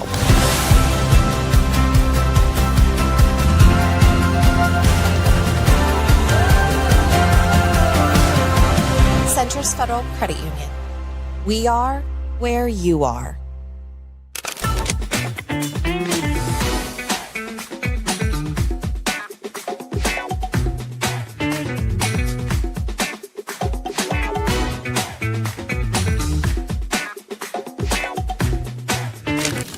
Number one, obviously, the Big Ten. Originally from Chicago. I've grown up around the Big Ten and very familiar with the Big Ten. And I actually initially started my coaching career at Wayne State in Nebraska.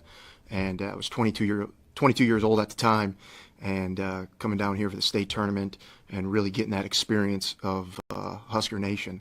That was probably the first time. So, I mean, I've always kind of had in the back of my head of what University of Nebraska was, especially their athletics program, and I've kind of just kept that in mind. And then obviously the opportunity to work for Coach Hoiberg and the staff that's under him. I mean, exceptional people. Obviously there's a ton of momentum within the men's basketball program, especially the last couple of years, and I'm just excited to be a part of it.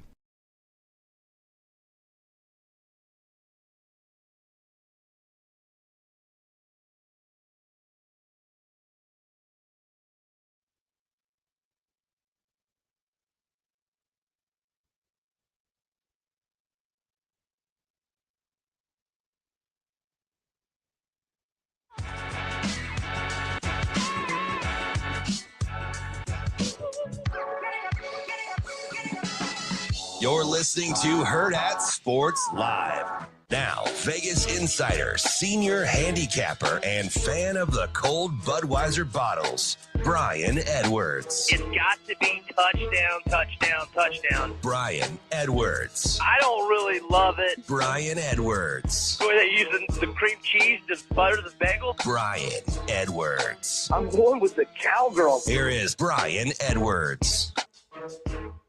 Wrapping up hour number 2 here on Hurrdat Sports Live. That's DB. I'm Ravi. Lulla here at Hurrdat Sports Bar and Grill. We're joined now by Brian Edwards, our Vegas insider from MajorWager. What's up, B? Oh, we're on mute. Oh, come on, B. You're turning into this every other week guy, man. What's going on? Oh, I heard it pop. There we go. We here? Yeah, we're there. There we go. I mean, we're out here, right? It wasn't that I had the mute thing on. I guess this thing came unplugged is what happened. So, anyway, how we doing? We're doing all right. How's the NBA treating you, B? I don't. Good. I'm gonna go ahead and reiterate. I'm glad you're really good at this because it's been drunk. The NBA is, again, it should be the no betting association. It is a cluster, and I don't know how you ride the wave. I just don't. So I have gone 6-1 since Sunday, and it's all been underdogs. My only loss being the Nuggets last night, and 2 nights ago, I wish I could say I did it 3 nights ago because that would have been a better payout. 2 nights ago, I did the underdog money line parlay. Ooh, okay. Paid better than 8-1. Where are we going? Oh, so I don't like tonight's game at all. I mean, I thought about the under, but I couldn't get there. It's so low. The under did go 8-4 in the 12 games that Steph missed, but those totals were a lot higher than tonight's. Can you make the quick turnaround to give it a number without Steph playing, or when you saw 10, you were thinking, that's about right? Well, I was thinking that they are assuming it's a given that Steph's not playing. I know they went to 10.5 from 10. I guess they left a half-point wiggle room that maybe he'd play. But I just, when I saw the first number, I was like, yeah, they're saying he's out with that. And I just don't like tonight's game. I mean, I guess if I had to pick it, it'd be under or the Warriors. But I mean, Minnesota's not going to shoot as poorly as they shot the other night. I don't know. I mean, that's what we said about Boston, and they're right. Yeah. Well, there you go. I guess if I had to pick it, I'd go Golden State. So, I mean, Golden State's good enough defensively to stay in this game because I still think, I mean, Minnesota still goes through these lulls, right? And if I'm being completely honest, I didn't love anything that Anthony Edwards said in his pressers either. So.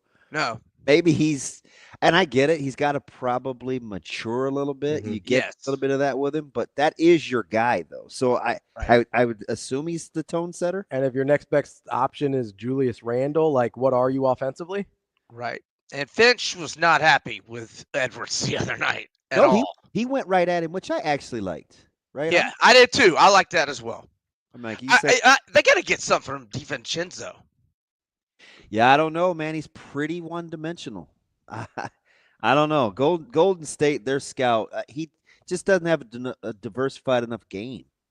Well, and they had him too, right? They know about Dante. Yeah. Like they know what he's about. Yeah, I don't know. That one's interesting. I mean, me personally, I watch a lot of Warriors. I'd be hammering the under because they're going to try and make that thing ugly. Ugly, yeah. Like UGLY. Yeah. And Buddy Hield, we know he can shoot. I mean, they got to keep getting a lot of scoring from him with Steph out. What do you make of the Celtics? I mean, just how do you fall apart like that? That's just craziness. So, have y'all seen the updated series price? So it's Knicks -110 and Celtics -106. You know, if you like the Celtics tomorrow night, are you better off just taking a -106 for the series rather than laying the 5.5? Because what if they win by 5 or fewer? Because if they win the game, don't you like your chances of winning the series? I do. Yeah, I think so. I do. tomorrow, I like their chances of winning the series. So I don't know if you like the Celtics tomorrow, maybe you're better off just taking minus 106 to win the series than laying 5.5. Because if they win by 5 or fewer, you're really going to be kicking yourself.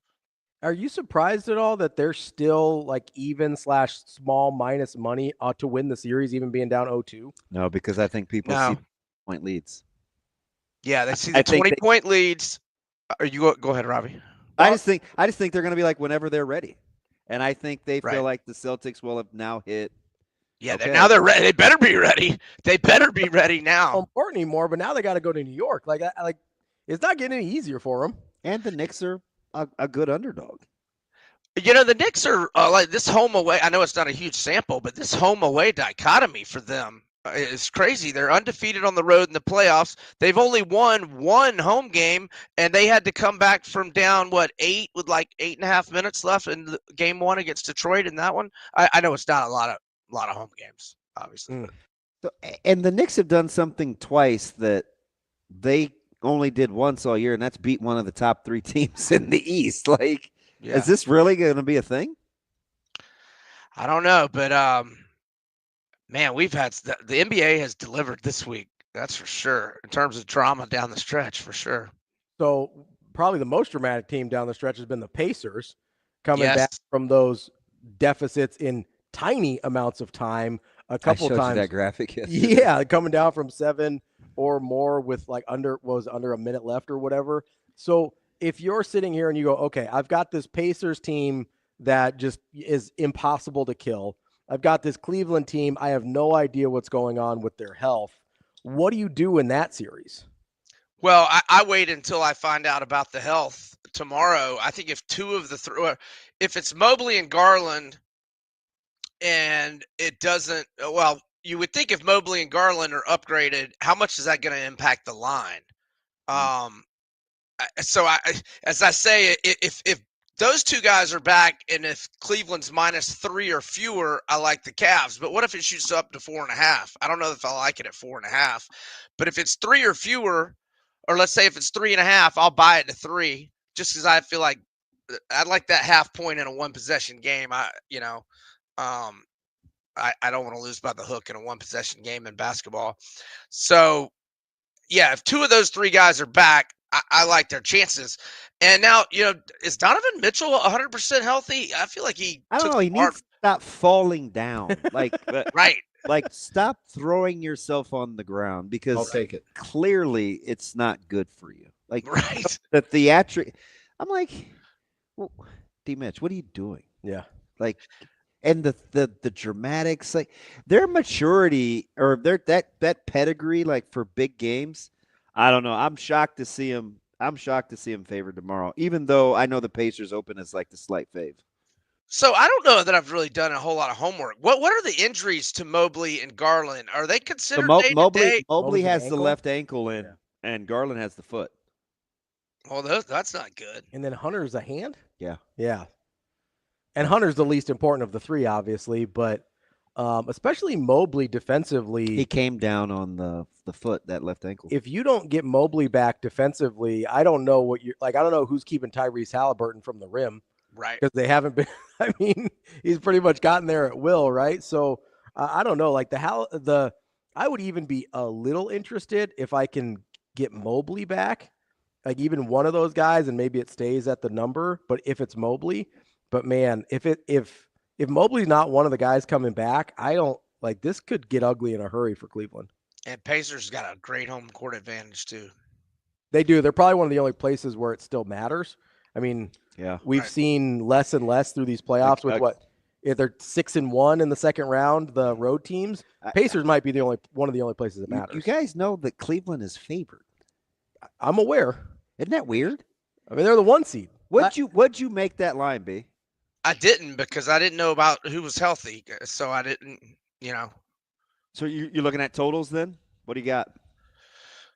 No, I'm not looking at that total. I'm just saying if 2 of those guys are back, I like Cleveland if it's minus 3 or fewer, and that's that. So I have the Pacers plus 400 to win the series, so I've got some built-in action. Okay. So I don't have to play it. In fact, I'm thinking about coming back with a little bit of the Cavs plus 170. just because it's a 4-to-1 payout, I might, hedge a little. But again, I'm just waiting on that injury report. So I'm sorry to be a fence sitter, but we just don't know. We don't know who's playing, so it's hard to cap. So does it make more sense to you? Let's say that Garland and Mobley come back. Would you rather take, let's say it does jump up to 4.5. Would you maybe then play that Cleveland plus money on the series if they're coming back instead of the number? Yeah, you put it like that. I think that makes more sense, Ravi, to just if two of those guys are back, rather than laying 4, I think I'd rather just hedge my series bet. I'm surprised that the Pacers are they're still only minus 185 on the series price. Yeah, you got good value at the plus 400. Heck yeah. I mean, that's incredible. That was a crazy number when it came out, honestly. It really was. Yeah, between Cleveland and Indiana was not 4-to-1. I don't know. I think we forgot how dominant Cleveland was. Cleveland was really good this year. I don't think we gave Indiana enough credit. No, well, that looks to be the case now. It's plus 400 ticket over there. All right, B. Good luck as you wade through the injuries and the scouting reports and all that, and hope you get some winners as the lines go in your favor there. Hey, I like Valentina as an underdog in UFC, and I like a Bilal Aldo parlay is about a plus 130 payout. So, you obviously like Aldo straight up then too, right? Yeah, I mean the guy he's fighting is only a year younger than him, so I'm not really worried about his age. And the guy he's fighting is going to 5-fight winning streak, but the only name I recognize is Pedro Munoz, and Munoz is only 2-7 since beating Garbrandt. So I like Aldo. Aldo's been losing some, but the killers. So I like Aldo and I like Bilal, and that parlay is plus 130, and I like Valentina as an underdog. That's our guy, Brian Edwards, Vegas Insider, MajorWager. B, we appreciate the time. As always, good luck with the crazy NBA, man. We'll see how it goes. Thanks, guys. Have a good weekend. We'll be back with more Hurrdat Sports Live with Aaron Fitt from D1 Baseball. Start getting our college baseball game right. That's DB. I'm Ravi Lulla. It's Hurrdat Sports Live.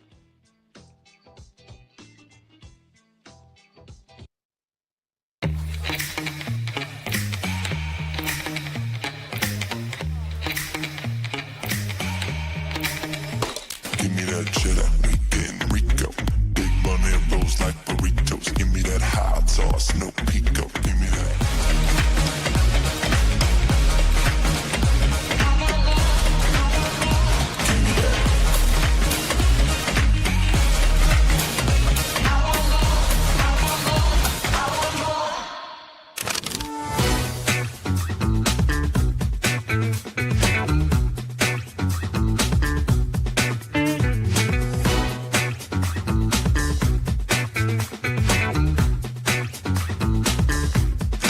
Find a new home here in Lincoln, Nebraska. I mean, how much does this place mean to you, and how hard is it going to be to leave? Well, I don't plan on leaving yet, but it's a cool spot. It's definitely like my home away from home now. Like even when I go back home, it's like it almost feels like I just need to be back in Lincoln. And it's also weird because like when I go places like in Lincoln, like people recognize me, but if I go out when I'm at home, unless like I went to high school with them, it's like nobody cares. Nobody says anything. Just walking by, I'll be like, well, hey. But like here, like if I go to Shields, run into someone, hey, can we take a picture? I'm like, yeah, for sure, bro. We like a couple weeks ago, I was out to eat with my girlfriend, and like 10 kids came up to the table and were like, can we take a picture? And we got barbecue sauce all over my face. I'm like, yeah, like give me a second, bro. But you know, it's different. Yeah. It's different.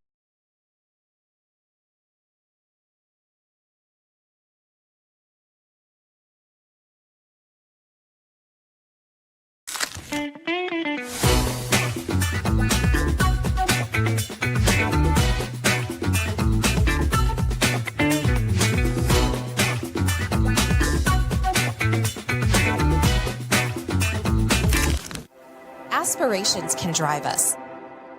Sometimes a simple gesture is what fuels the pursuit of a dream. When it's time to make your dream a reality, we are here to help.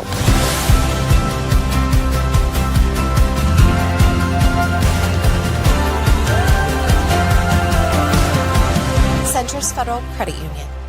We are where you are.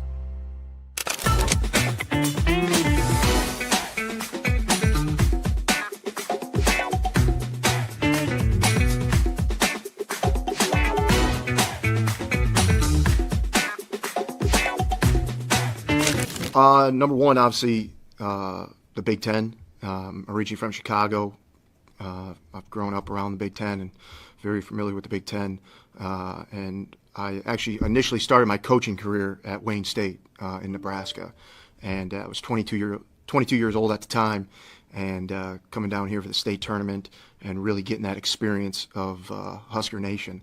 That was probably the first time. So, I mean, I've always kind of had in the back of my head of what University of Nebraska was, especially their athletics program, and I've kind of just kept that in mind. And then obviously the opportunity to work for Coach Hoiberg and the staff that's under him. I mean, exceptional people. Obviously, there's a ton of momentum within the men's basketball program, especially the last couple of years, and I'm just excited to be a part of it.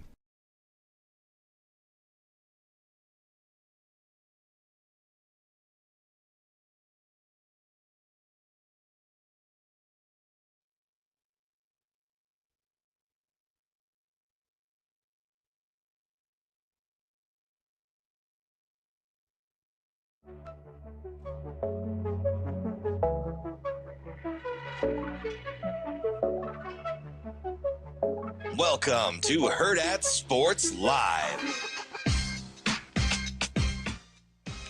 Kicking off hour number 3 here on Hurrdat Sports Live, presented by Centris Federal Credit Union. That's DB. I'm Ravi Lulla here at Hurrdat Sports Bar and Grill. We are joined now by Aaron Fitt, editor-in-chief of D1 Baseball. Aaron, how are you this morning? I'm good, fellas. How are you guys? Fitty, we are hanging in there, man. It's like death taxes, the SEC and the ACC, right? I mean, it's we're getting out of hand, aren't we?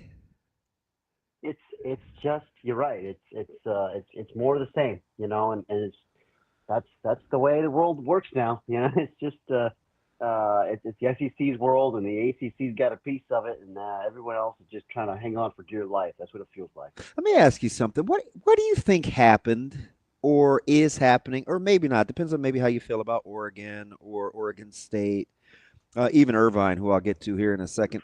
What do you think happened on the left coast?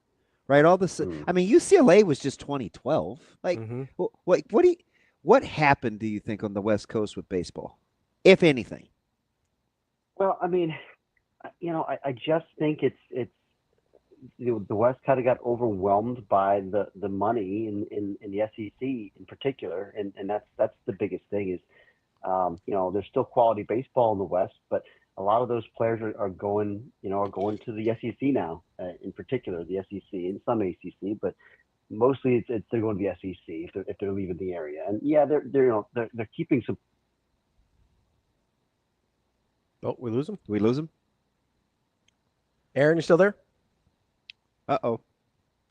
Shane, let's try him back. No, that's a good question. I hadn't thought of that, but it is really strange. Because West Coast baseball used to be like a thing. Yeah, it was the thing. Yeah, I mean, it's kind of how I felt about volleyball. Like, and I get it. People move, but it was like Southeast. Are they going clear across the country? It was like Southeast, Texas, and then like I said, I get the Rust Belt to the South. Yeah, it's right there. But I don't necessarily understand.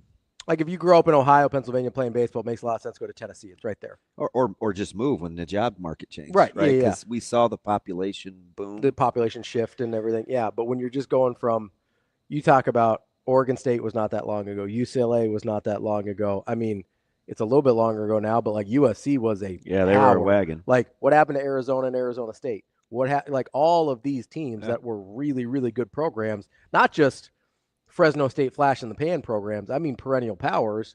And you brought up Oregon, and you sit there and you go, where is everybody? You know, I'm looking at we get him back, Shane? No, not yet. I'm looking at the stand or the RPI. You got Oregon State in the top 10. Is it weird to see them listed as independent? Yes, it's still weird to me, and I know. And they're functioning at a high level. They are. They really are. They're doing a really good job, but it's still weird to me to see every time. I think I've got Oregon down. Every time you say Washington, it takes me like half a second to be like, that's a Big Ten team. Yeah. But you go Oregon State at 7. You get UCLA at 15. UC Irvine at 17. and then you got to go 24-25 for Oregon, Arizona. Like there's gaps in between some of these programs and where they used to be. And I mean, Southern Cal's in the same neighborhood as UConn right now. Oh, I know. Like that feels weird to say about baseball. And I know UConn's been a good baseball program in the Big East for a while, but Southern Cal was the deal. Dang, what happened? I agree. What happened to our man, Shano? Shane's like, I don't know. We'll work on it. We'll see if we can get him back here. But no, it was it's really interesting. The SEC part of this has gotten really weird because how long ago would you have said that the ACC and the SEC were even in baseball? Probably this is we've got our guy now. I would say 6 years maybe. So it's not that long. No, but I'd say 6 years. I'll ask Aaron Fitt here as he comes back and joins us now. Aaron Fitt from D1 Baseball. Aaron, I just asked DB this question because you were talking about the migration of West Coast baseball players to the SEC. And I was asking him how long it seems, because it seems like not that long ago, the ACC and the SEC were about even. Not that much longer ago, it seemed like the ACC was ahead. When did that? I said 5 or 6 years ago. What is it? Sooner or longer than that? When did that happen? Where it's like the SEC and then the ACC gets their little slice of pies. I think how you put it. Yeah, I think you said 5 years. I mean, it's really been the last 5 years where it's been SEC versus SEC in the finals every year, which is one telling indicator for sure. But I think it probably does stretch back a little longer than that. Yeah. Really, Virginia is still the only ACC team that's won a title in the last 70 years, right? I mean, it's nuts, and the SEC. Even obviously LSU was kind of the big one that was winning championships for, since the 90s. But once they started getting multiple programs winning those things, Vanderbilt, of course, their rise, and you had Florida in there in 2017, and so it kind of felt like it was starting already. They're starting to separate into teams there, 10, 15 years ago. And then once we got into this NIL era, the portal era, where they can just kind of have their pick of all the best players every year. And the ACC gets plenty of good guys too, but the SEC has the pick of the best guys because it's the premier destination. I mean, and NIL money has a lot to do with that, and obviously all the money they poured into facilities and coaching salaries. And I think the SEC network, the rise of that platform, and the talent that the SEC network has, I think that matters too. It's just, you turn on the SEC network and you see Kyle Peterson and Chris Burke and all these guys, Ben McDonald, and they're all. It makes the whole thing feel just big time, right? In a way, and I feel like the ACC network is maybe still trying to find its identity in that respect. Just trying to find their big guns that feel like big time events, and so it's just part of it. I just think that's, if you want to play the biggest time in college baseball, you're going to go to the SEC. So I'm glad you brought up the big time feel, because I have wondered how much do the atmospheres play into this, because you go to, like a Mississippi State or an Arkansas or some of these places, or LSU in the SEC, where it feels obviously not the same scale as football, but it obviously seems like it's a very big deal, where in a lot of other places you're playing college baseball in the country, that's not it. Like, how much does that part of it play into sort of the shift for you? Yeah, I think it's big. I think it's a big part of it, and you can go round and round about chicken or the egg thing. What came first, the winning or the fans? Sure. I mean, I think you could argue that maybe the fan stuff happened first. You go back to the Mississippi State in the 80s, and Ron Polk started building that thing up before they ever won a title. With Thunder and Lightning there. You've seen the documentary, right, with Will Clark and Rafael Palmeiro, and LSU certainly. I mean, I guess that in their case, it feels like the winning kind of came hand in hand with the fan support. But once they started to build those monsters in the 80s and 90s, and then it just kind of spread, in my opinion, it kind of spread around the conference from there. And now everywhere you go, it seems like for the most part in the SEC, it's just it's just an electricity that you don't find in other leagues, even the ACC. I mean, you can go to Clemson or Florida State or UVA for a big game, or Carolina, NC State this weekend. I'm sure it'll be a great atmosphere. Basketball's over now, so hey, let's see how the baseball team's doing. But if you go to Starkville in early March, it's going to be packed if they're playing well. But I mean, if they're not playing well, you're going to have a great crowd there. But I've been to Starkville in February, and it's been like there's 12,000 people here. What the heck? You don't get that in other places. It's just it leads to a much different atmosphere. Yeah, it's interesting. I start to look at, and I don't know how important it's going to be. Talent is the talent, and you're clearly playing on the road once you get to Omaha. But I think it is an interesting year, Fitty, when you look at the lack of success that some of the SEC teams at the top have had on the road. And I think maybe that Vandy's 500 on the road. I think Arkansas is a couple games over 500. Georgia just one game over 500 on the road. Conversely, like Tennessee and Bama, who have been pretty good on the road, haven't been as dominant at home. Is this kind of typify what you're talking to about with the stadiums and the fan base and the expansion? Because the road records have been tough to come by in the SEC.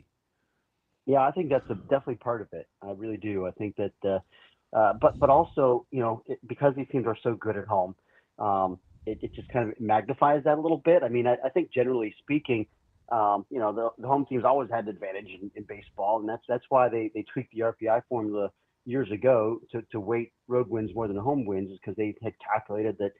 I can't remember what the number was, but the home team wins like 58% of the time, or 60 of the time, something like that. And that's across all college baseball. So it's not just the SEC. But I mean, you're right. I mean, you look at these road records, and like Texas this weekend, they go on the road as their first real big road test of the year. I mean, they've won a couple of road series, Kentucky, whatever. It's not quite the same as going to Arkansas. You go to Arkansas and you get smacked in the face by a really good Arkansas team in an environment where they're ready for you and they're lit up. And, and that to me wasn't that big of a surprise. It's just like you're on the road in the SEC, you're just trying to get a game for the most part. And if you win a series, that's great. That can really flip the script for you. But really you're trying to avoid getting swept half the time is what it feels like. So, Aaron, as you brought up Texas, obviously I like checking out your guys' RPIs over at d1baseball.com, and you've got Texas at the very top there. Where would you draw the line in terms of a gap between the first tier of teams and sort of that next tier for you? Interesting. Yeah, well, I think for me, if we're talking about teams that I think are leading contenders to win the national title, I've got Texas, Arkansas, LSU probably is my very top tier. And I'm actually a little bit worried about Texas long term now that the injuries have just continued to pile up. And they lost their ace Jared Spencer for the year, and they still don't have Max Blue, who was a Big 12 Player of the Year last year. He may be back. I think, I was gonna say they talk as though he could make a run for supers. Yeah, that's what I've heard too. But at that point, you don't know, is he going to be rusty, or what's it going to be looking like if he actually comes back? If you get there, yeah. It's an uncertainty. The fact that they continue to win without him for so long is big. But then you throw Spencer on top of that, and okay, we'll move Ruger Riojas there into the rotation.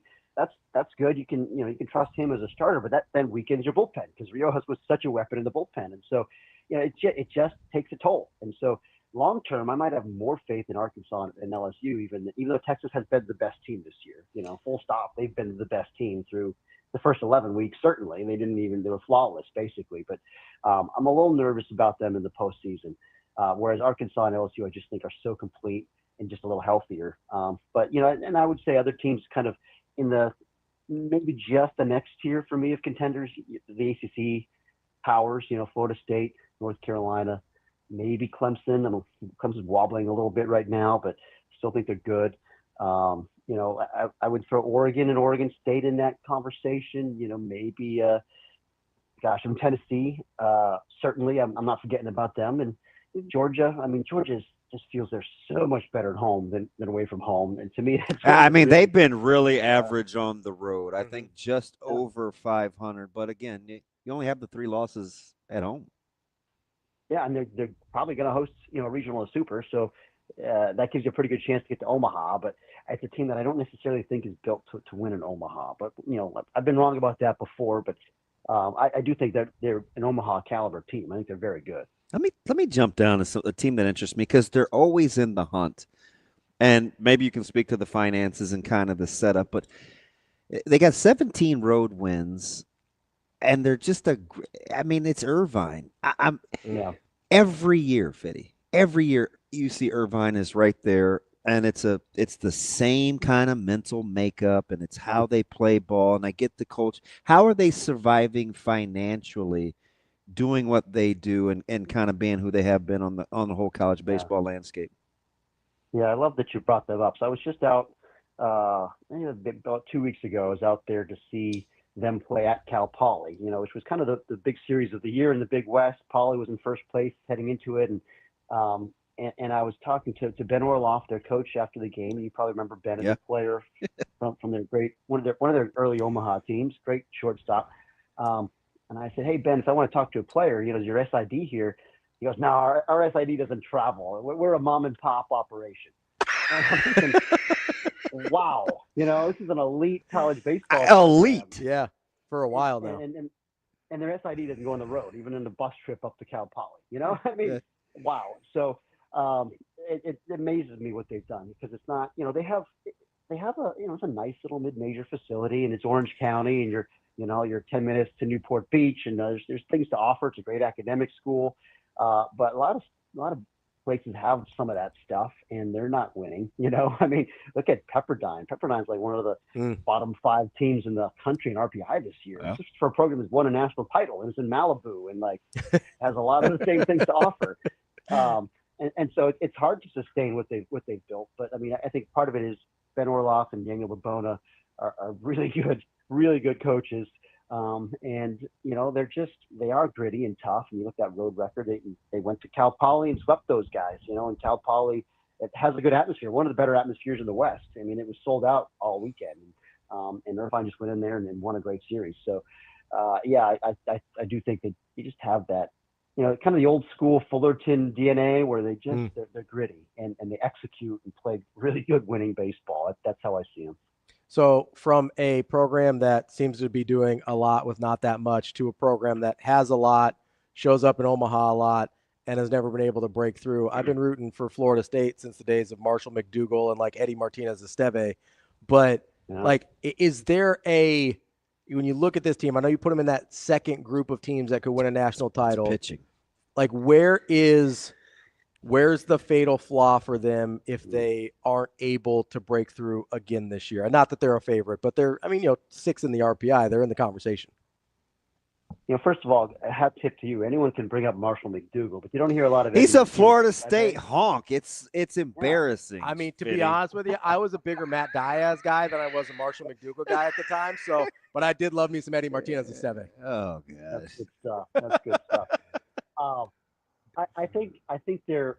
I'd have to pick a flaw. I think it's the bullpen is the one thing I'm the most concerned about. Because actually, I really like their rotation. I mean, you've got Jamie Arnold, we all know, is one of the most talented pitchers in the country and having a great year. And Joey Vellini was maybe the best pitcher in the country in the first half, and has still maintained a pretty good level. He's been good, but another quality lefty, and Wes Mendez, who they got from Ole Miss.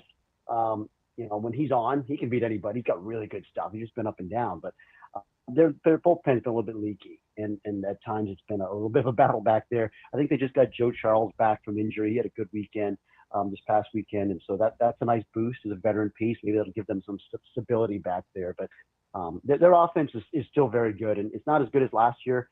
They lost so much firepower from last year, but they rebuilt it pretty well. And obviously Alex Lodis is having a Golden Spikes caliber season at shortstop for them, and that's been a huge boost to have a guy take a leap forward like that. And I love that middle infield with him and Drew Farrow.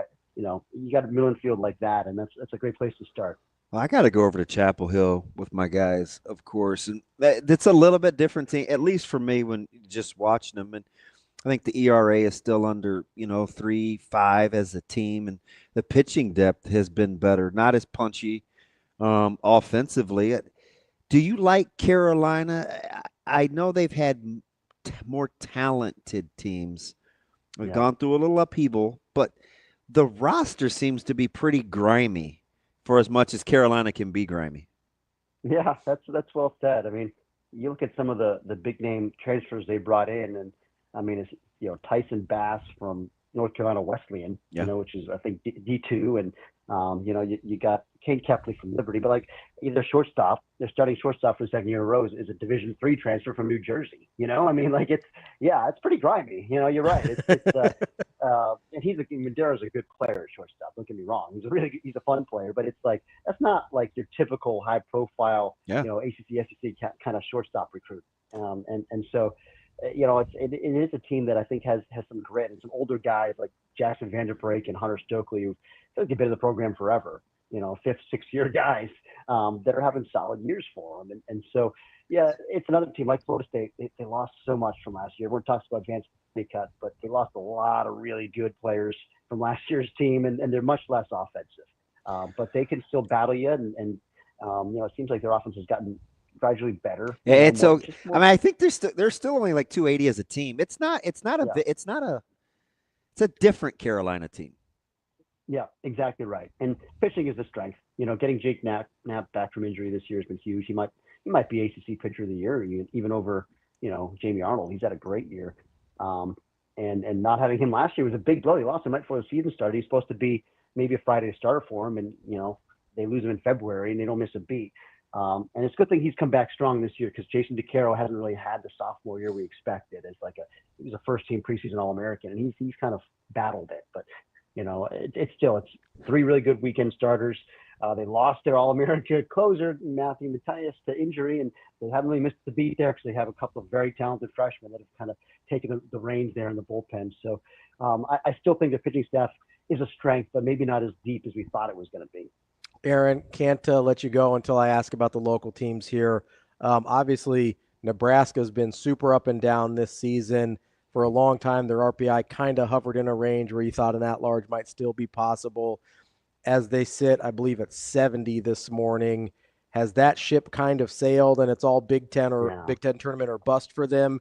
And then on the opposite side, Creighton having a good year, but gotta win because the Big East is what it is, even with an RPI in the 57 range, 58, I think, maybe this morning. Just relatively, is it both for both teams got to win the conference tournament or bust, or does either team still have a chance at getting one of those at-larges? I think for Nebraska, it's definitely at this point conference tournament or bust. I mean, they're below 500 overall. Yeah. I mean, if the tournament ended today, they wouldn't even be eligible for an at-large bid. But and that's it. If they got hot, I think it's too little, too late. It's just. It's a disappointing season for them. We had them in the preseason top 25. Yeah. And obviously you lose your ace to an injury early in the year. That's a big blow. But they just have had guys that haven't really developed the way we thought they would or hoped they would, and certainly the coaching staff thought and hoped they would. And so, maybe they can make a run in the conference tournaments. I still think they're dangerous. I mean, I saw them early, and they got kind of whacked down to the Frisco Classic, and I still walked away saying, man, they have a lot of talent. Like they were wheeling out arm after arm, like young, like freshman, sophomore arms that are throwing mid-90s. I'm thinking, okay, like if they can get these guys kind of some experience, this thing could be really dangerous down the stretch. And so maybe that'll happen still. I don't know, but they got to win the conference tournament. But Creighton probably still has to win the conference tournament, but they're alive in it. I mean, you wish they had a few more quality wins because they haven't played a single game, a Q1 game as it's called. The way that they keep those quads where, like, if you play a good team at home, sometimes it doesn't even count as a Q1 win. It's got to be on the road or whatever. You know how that stuff works. Oh yeah. But they're 0-0 against Q1, so that's kind of that probably will jump out to the committee. Not a great non-conference strength of schedule, which is a Big East at-large team. You kind of need that, and so I think they're a long shot, but they've had a good year. I mean, they're 12-3 in the league, a great overall record. Like if they could keep on winning down the stretch here, they have at least a chance. I think if they're around 50 or so when the dust settles and the RPI, make a run in the conference tournament, maybe don't win it, they could conceivably get a bid, but it's not too likely. But it's there's a real chance. Who's your player of the year? It's so funny. We've been debating this at length. And, this might be the toughest. This is tough. There's no clear cut front runner like there usually is. Right now, it seems like we just did our position power rankings this week. The shortstop position is the toughest one. There's a bunch of candidates there. We had a vote. Just 7 of us in our chat were like, hey, who do you want? You want Alex Lodis from Florida State? You want Rock Chalowski from UCLA? And it wound up being 4-3. And Lodi's got the vote. I voted for Chalowski. I think he's a really good player for UCLA. But, I think those two guys are up there. I think, maybe Liam Doyle, if you're looking for a pitcher from Tennessee, he's up there. But does it help or hurt that FSU hits like 320 as a team? That's a good point. For me, I look at what Chalowski's doing. Like, he means so much for UCLA. He's so important there for that team, for top 10, 15 team. And Lodi's has more help. That helps. It really does. That's Aaron Fitt, D1 Baseball. Aaron, great stuff as always. I'm sure we will talk more as postseason play gets underway and we get closer to that. We appreciate the time as always. All right, guys, you got it. Appreciate it, Fitty. That's Aaron Fitt, D1 Baseball. Make sure you go check them out, d1baseball.com. Our partners. Oh, yeah. We do a lot of CWS stuff with them. Yeah. Those are our guys. Yeah, you guys can flat out rake. They were one of the early Hurrdat Sports adopters. We like D1 Baseball. Yeah. Yeah, no, they can. I knew he was going to say bullpen. I'm probably low, but you're like 325 as a team. I knew he was going to say bullpen. Like, that's same thing it was last year. Like, it's bullpen. Yeah. The starters, I think, are better this year. I'm hoping for an Irvine run just because I want people to see Ricky Ojeda, little guy. Yeah. Little lefty who can throw it. His ERA is under 2. Yeah. I like Irvine. And I can't cheer for UCLA. Sure. So yeah. Oregon State. Yeah, I don't. So the left coast team that I want to represent is Irvine. Do you dislike Oregon State because they beat Carolina a couple times? Yeah. Yeah, that kind of what sticks with you. Yeah. Yeah. That was 2 really good Carolina teams they beat. Yeah, absolutely. So yeah, I'm out on the Beavers. Totally fair. I understand that for sure. It's not even, and I'm certainly not going to cheer for Oregon. Yeah. Well, yeah, obviously. Get out of here. Not a conference guy. And I barely consider him a Big Ten team. I just want a couple of. Give me a couple of different. Yeah, I like having. Give me a Cocoa Puff in the milk, right? Let's give me something a little different. A little different than the ACC, SEC. Like, let's mix it up a little bit. And Carolina's broken my heart for 20 years, so yeah, longer. But I mean, they've had some fellas. I would say more specifically in baseball in the last 10, 15, especially. They've had really good teams. Yeah, and haven't been able to break through. No, I don't have any nightmares of that 08 team or. Doesn't haunt your dreams at all? No, I'm good. Cool. I'm way good. Not still thinking about Daniel Bard or anything like that? No. As a guy that he played for the Red Sox, me neither. Again, I said this last year about this time. Matt Harvey, the only guy that outside of Mark Richt during the CWS. Oh, and Earl Hershiser, but Hershiser makes sense. Yeah. That I took the picture with Matt Harvey. I love Mark Richt. That's my guy. Me too. Mark Richt is my guy. That's DB. I'm Ravi, Lulla. We will be back. More Hurrdat Sports Live coming up next.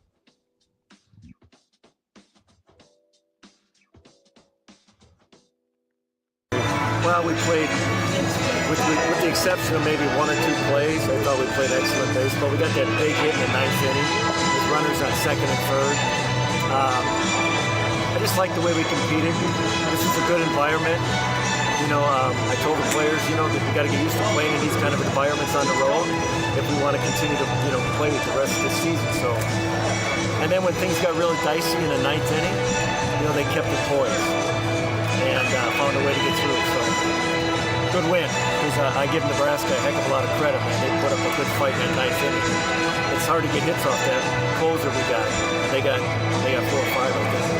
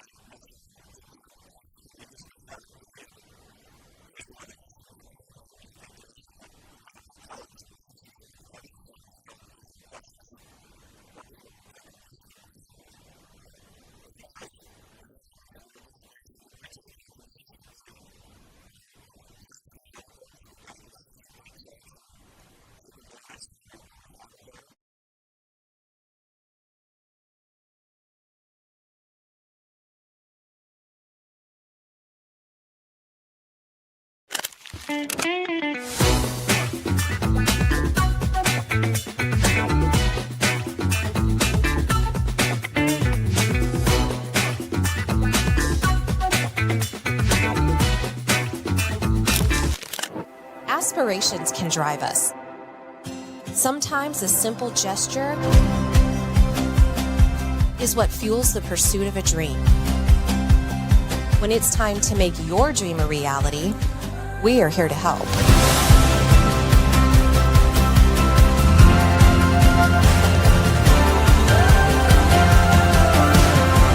Centris Federal Credit Union. We are where you are.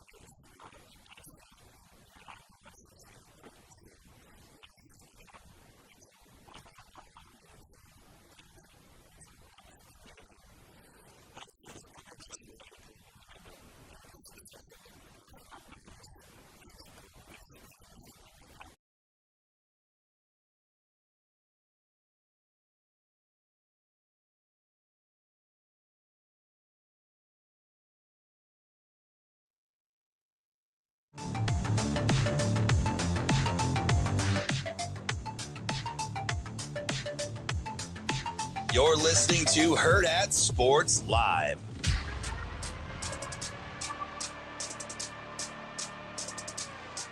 Welcome back, Hurrdat Sports Live. That's DB. I'm Ravi Lulla here at Hurrdat Sports Bar and Grill, reminding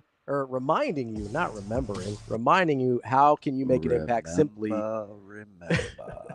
That's a different thing. We're not in November yet. We're in May. And it's what was the movie? That's V for Vendetta. I know. Come on now.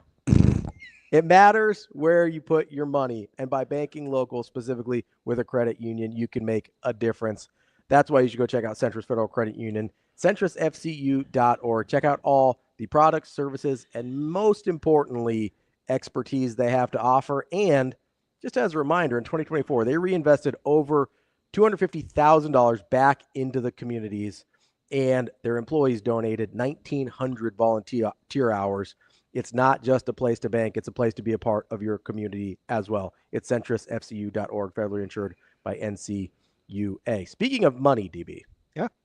House settlement got a little bit of clarity yesterday. Not done yet. Not across the finish line yet, because, of course, why would we be? Make it too easy. But Judge Wilkin came down. The compromise, apparently, is that they will allow but not require rosters to be grandfathered, guys that are either currently or incoming that would be affected by this roster cut. The judge, the Honorable Judge Claudia Wilkin, has said that she's opened it up for objectors to this particular provision, but it sounds like we might get across the finish line here with permissible but not required. We're gonna need that. Yes. Which I think we've got a week. I think a week was the time frame for the objectors to put in their notices. One of the things that I wanted to ask Fitty that we didn't get to, because that was a very fast 25 minutes for one Aaron Fitt. Is baseball the sport that will level out the most with the revenue sharing?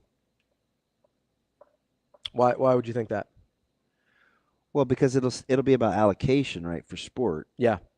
And if you can only spend a certain amount and the NIL thing doesn't get passed, how else can they continue to procure talent? So I think the NIL thing is going to get passed.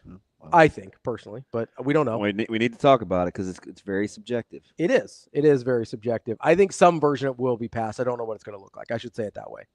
I don't think it's just going to go away. I do think it's going to be a lot stricter than it currently is.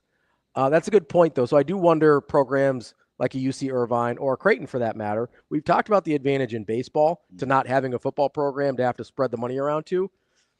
If you've got baseball, basketball, big volleyball school, and all of a sudden you're like, hey, I don't have to spend $20 million. I don't have to spend 18 of my $20 million on football. Maybe I don't have all 20, but I've got $15 million that I can spend on baseball and basketball and volleyball. You do wonder if that starts to make the UC Irvines, the Creightons, the whoever else of the world's a little bit more relevant. Maybe Pepperdine can get out of that bottom five. Creighton's going to always be fine because they don't have to share. And they make good money. Yeah, and the basketball has enough. There's enough well-off people that care about the basketball program that they're going to be fine. Yeah, clearly. Learned that loud and clear this spring. Anybody else you guys want? Well, we're losing Fedor. I would like someone else. Hey, would you take that case? Which one? The case for Fedor Zugic? Yeah, I would, because I think it's nonsense. No one has told me what the difference is between him and every other Euro. That's what I'm saying. Like, would you take that? Would you litigate that case? Absolutely. If they come down and say he's not eligible this year, I need to know two things that no one has said out loud. Number one, what's the difference between last year and this year? Number two, what's the difference between him and every other European player that's coming over, looking at you, Illinois, who's played professionally, has gotten paid, and has played in high levels?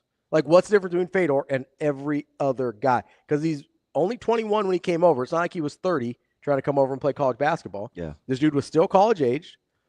I don't understand the difference. Like, I would need someone to tell me definitively what that difference is. And maybe it's been expressed privately, but I want to hear it publicly. I do, because I'm with you. It doesn't make any sense. Case. Yeah. Right now, it seems super arbitrary that Fedor's because he played more games in Europe than some of these other guys did, that he's being punished for it. Like, I don't understand. Yeah.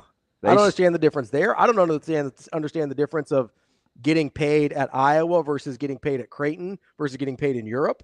Like, what's the difference? If you're getting paid, you're getting paid. Who cares? We need to litigate that case. You need to litigate that case so that there's hard ground rules about these European guys coming over, because I understand, I was actually talking with Jacob about this yesterday. I understand the desire that you don't want 10-year vets coming over from Europe that have been playing in the highest division because they can go to Duke and make more money than they ever made in Europe. Like, I understand you don't want that as part of it. So you either are going to have to have an allowance for that if you want some of these other guys to be able to play, or you say, hey, at 25, your eligibility is up no matter what. Yeah, that's why I felt like the Pavia case was so interesting, to get an exemption and not an overall grandfather in. Yeah. Like, because you don't want unlimited eligibility. No, you don't. Right? Nobody really wants that, right? Yeah. Now, with Pavia, I understand the JUCO ruling, right? Because I don't understand the difference between JUCO and prep school. I don't, in terms of eligibility, doesn't seem any different to me. But I also understand, like, okay, if I spend 3 years at a JUCO, because let's say I redshirt and then play 2 years at a JUCO, all of a sudden I'm 21 at least before I get into a 4-year school, and that puts me at 25 by the time I'm done with my eligibility, and maybe 26 if I redshirt then at that school as well. And I'm like, okay, how late do we want these guys to be able to play? But then I look at, Brandon Whedon and Chris Wanke, and they go play baseball for 8 years, and they're allowed to play till they're 30. Like, maybe those guys are just out of luck. Like, maybe the handful of guys that go play baseball or whatever and then play until they're 28 or 30, like, maybe those guys are just out of luck, and it says, hey, by the time you're 25, your clock is expired no matter what you have left in terms of eligibility. It is interesting that the reason that the CBA for the league and guys that have to stay in college for football was for competitive advantage for physical maturation. Like, that's why there's the waiting period. Yeah, the 3 years before you can go pro. You're getting that now in college. Yeah. Where you could easily have 18-year-olds playing against 23-year-olds. Yeah. Well, I mean, we've seen... And you've seen, and those are the teams that have actually been winning, too. 18-year-olds playing against 25-year-olds. Yeah. I mean, Tyler Shuck is 25 years old. He played with Justin Herbert. How long has Justin Herbert been in the league? You know what I mean? So, like, you've got these guys that, like, I'm okay. There's going to be a certain amount of age difference, right? There's going to be, like, an 18-year-old playing as a 22-year-old always was different, or an 18-year-old playing as a 23-year-old, which could happen. We used to only just talk about it along the offensive and defensive lines, though. Yeah, we did. Now it's like. But you're telling me a 24-year-old quarterback's not useful? Yeah, or a 23-year-old DB. Yeah. A little more physically mature. Yeah. We got a little more savvy. So I think at some point, and maybe it's Fedor or maybe it's somebody else, at some point this is going to have to go to court, and they're going to have to litigate this, and they're going to have to come up with hard ground rules just so everybody knows what system they're operating under. And there's only really two options here when you come up with ground rules. Either you're going to let some people in that you don't want to. That's the 30-year-old that's playing in Europe for 10 years. Or you're going to leave some people out that you don't want to. I think you have to do the latter. And that's fine, but those are the only two options. I think it's the latter. One way or another, you're going to have some outliers that you don't like. Because those guys can still get their bread anyway. Because I think Fedor was going to kind of be a one and done anyway. I know that's not popular amongst the brethren, but he came here for a reason, right? Test the market, see where I'm at. I'm going to get paid, by the way. But now it's like in year 2. So from what I've heard, at least by the way he was going about the process, he was one and done was not what I've been told. Yeah. Is that when they were going because what I was told was part of the holdup on the process last year. I think that's a pretty fluid thing now. Sure. Because you look at the situation now with the roster, and now it has to factor in. Now, yeah. But I also think they built the roster thinking we're not getting him back. Yeah. Right? So I think part of the delay last year with Fedor was he was trying to get clarity on how much eligibility he had, not just I want to play this year. Right? So I think that was part of the delay in the first place. But you're right. You look at the roster now and you go, yeah, it seems like they're not expecting him. Right? Like you don't go out and get some of these last couple guys, whether it's a Schwartz or a Harper, where you're like, I don't know that guy's playing. Deductive reasoning, right? Yeah. You know, I like logic. My man, even if I don't use it. How old is the Icelandic kid Nebraska got yesterday? He's 20. I just looked at that. Yeah, I did too. Is it? No, it's not Leo Curtis. That's a. Hofkin is not that old. Yeah, I don't think he is. Matter of fact, I don't even think he's 20. Yeah, I don't think. The only thing that's 20 about Hofkin is his shoes. He wears 20s. Yeah. Yeah. They're incredible. It looks so awkward. It does. But he's looks like he's wearing flippers. He's really good. I mean, you know, and Amazing Daniel brings up a good point here. You get some of those kids that go on a Mormon mission and all of a sudden they get to 25 in a hurry. Yeah, so you know what I think is interesting Maybe there's about a religious that exception or something. I don't know. So they don't want to legislate. They don't want to legislate religion. Yeah. Like for right, wrong, or indifferent. That's like, okay, that's what you believe in. I get the analogy. It has just always held serve. At the end of the day, we've joked about playing against grown-ups in BYU forever. For years. And it's just accepted. I mean, at the end of the day, right, you're making choices, whatever it is, whether it's to play in Europe, whether it's to go to a JUCO, whether it's to go to a prep school, whatever the choices are. I mean, for some of these guys, whether it's playing professional baseball, whether we've had guys that were Navy SEALs that come here and play late after 25 years old, right? So whatever it is, and no matter how noble the cause is or whatever your choices are making, you're still making choices, right? So whether it's to go on a Mormon mission, whether it's to be a Navy SEAL, whether it's to play professional baseball, you're making choices. And I think if you know the ground rules going into it, then you can make informed choices. And that's about all we can give you. Yeah, because Leo Curtis he's 18, right? Yeah, he's a true 2025, I believe. Yeah. Or within a year with the reclass or whatever. But yeah, because I know I don't know if he reclassed or if this was his original class. Because he's with Rhymes, right? I believe so. And he reclassed out of Hill Prep. Yeah. I think he's 18. But some of these reclass guys, they like hold them back a year and then they reclass back into their proper year. Yep. Just depends on, a lot of times it's who's coming out. And it depends on what their interest is at the time, right? That's what a lot of the prep school stuff is too, right? You're just trying to find the right timing where people want you. So I think he is a true 2025 after the reclass, but I'm not 100% sure. So Todd's saying that people are claiming Hofkin was 22, but I'm not sure. That's just on the stream. Yeah, I don't get that. But I could be, listen. Yeah, I don't know. I could be wrong. I haven't looked it up. He's saying he did, so I don't know. I could be wrong. But I do think you have to err on the side of leaving some people out. You want me to just ask? We can if you want to. I don't know if I'm going to get an answer. I think they have it in camp. Like there's that version is better of saying, hey, we've got a hard cap at 25 is better than you end up with unlimited eligibility. Like there that can't be part of it. Because otherwise this thing gets away from you in a hurry. It's going to, because if you're talking about European sports and basketball, the opportunity for them to make money will be the great equalizer on why you say, yeah, just we can't take you. Yeah. Because they're not really denying you the opportunity to make revenue because you're getting paid. Yeah, if you're anyway. already making so if revenue, they make a concession, it will be for we're just not going to get some guys over here that we probably could versus with the 30-year-old. Yeah. Like that, I think you'd be denied the opportunity.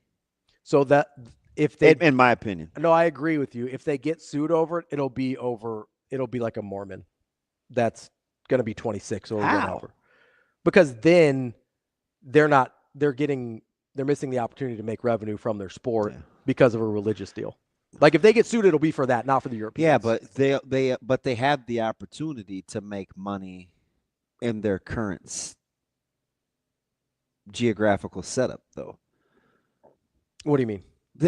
So Fader was already getting paid. No, yeah, I'm saying they wouldn't. Like the Europeans isn't one that's going to get them in trouble. Oh, it'll be either like a. No, I know that was the original analogy. Yeah. But with what Amazing Daniel brought up, it's either going to be Mormons or a military service I would guy. just tell Daniel, since he's clearly only talking to you at this point. I just think the religious grounds are going to. That's the one thing that the courts don't want to legislate. They're going to leave it. Just, you want to go on a mission? Go ahead. Clock doesn't start. So they'll just leave. They'll make an exception. Oh yeah, yeah. You think they'll make a military exception?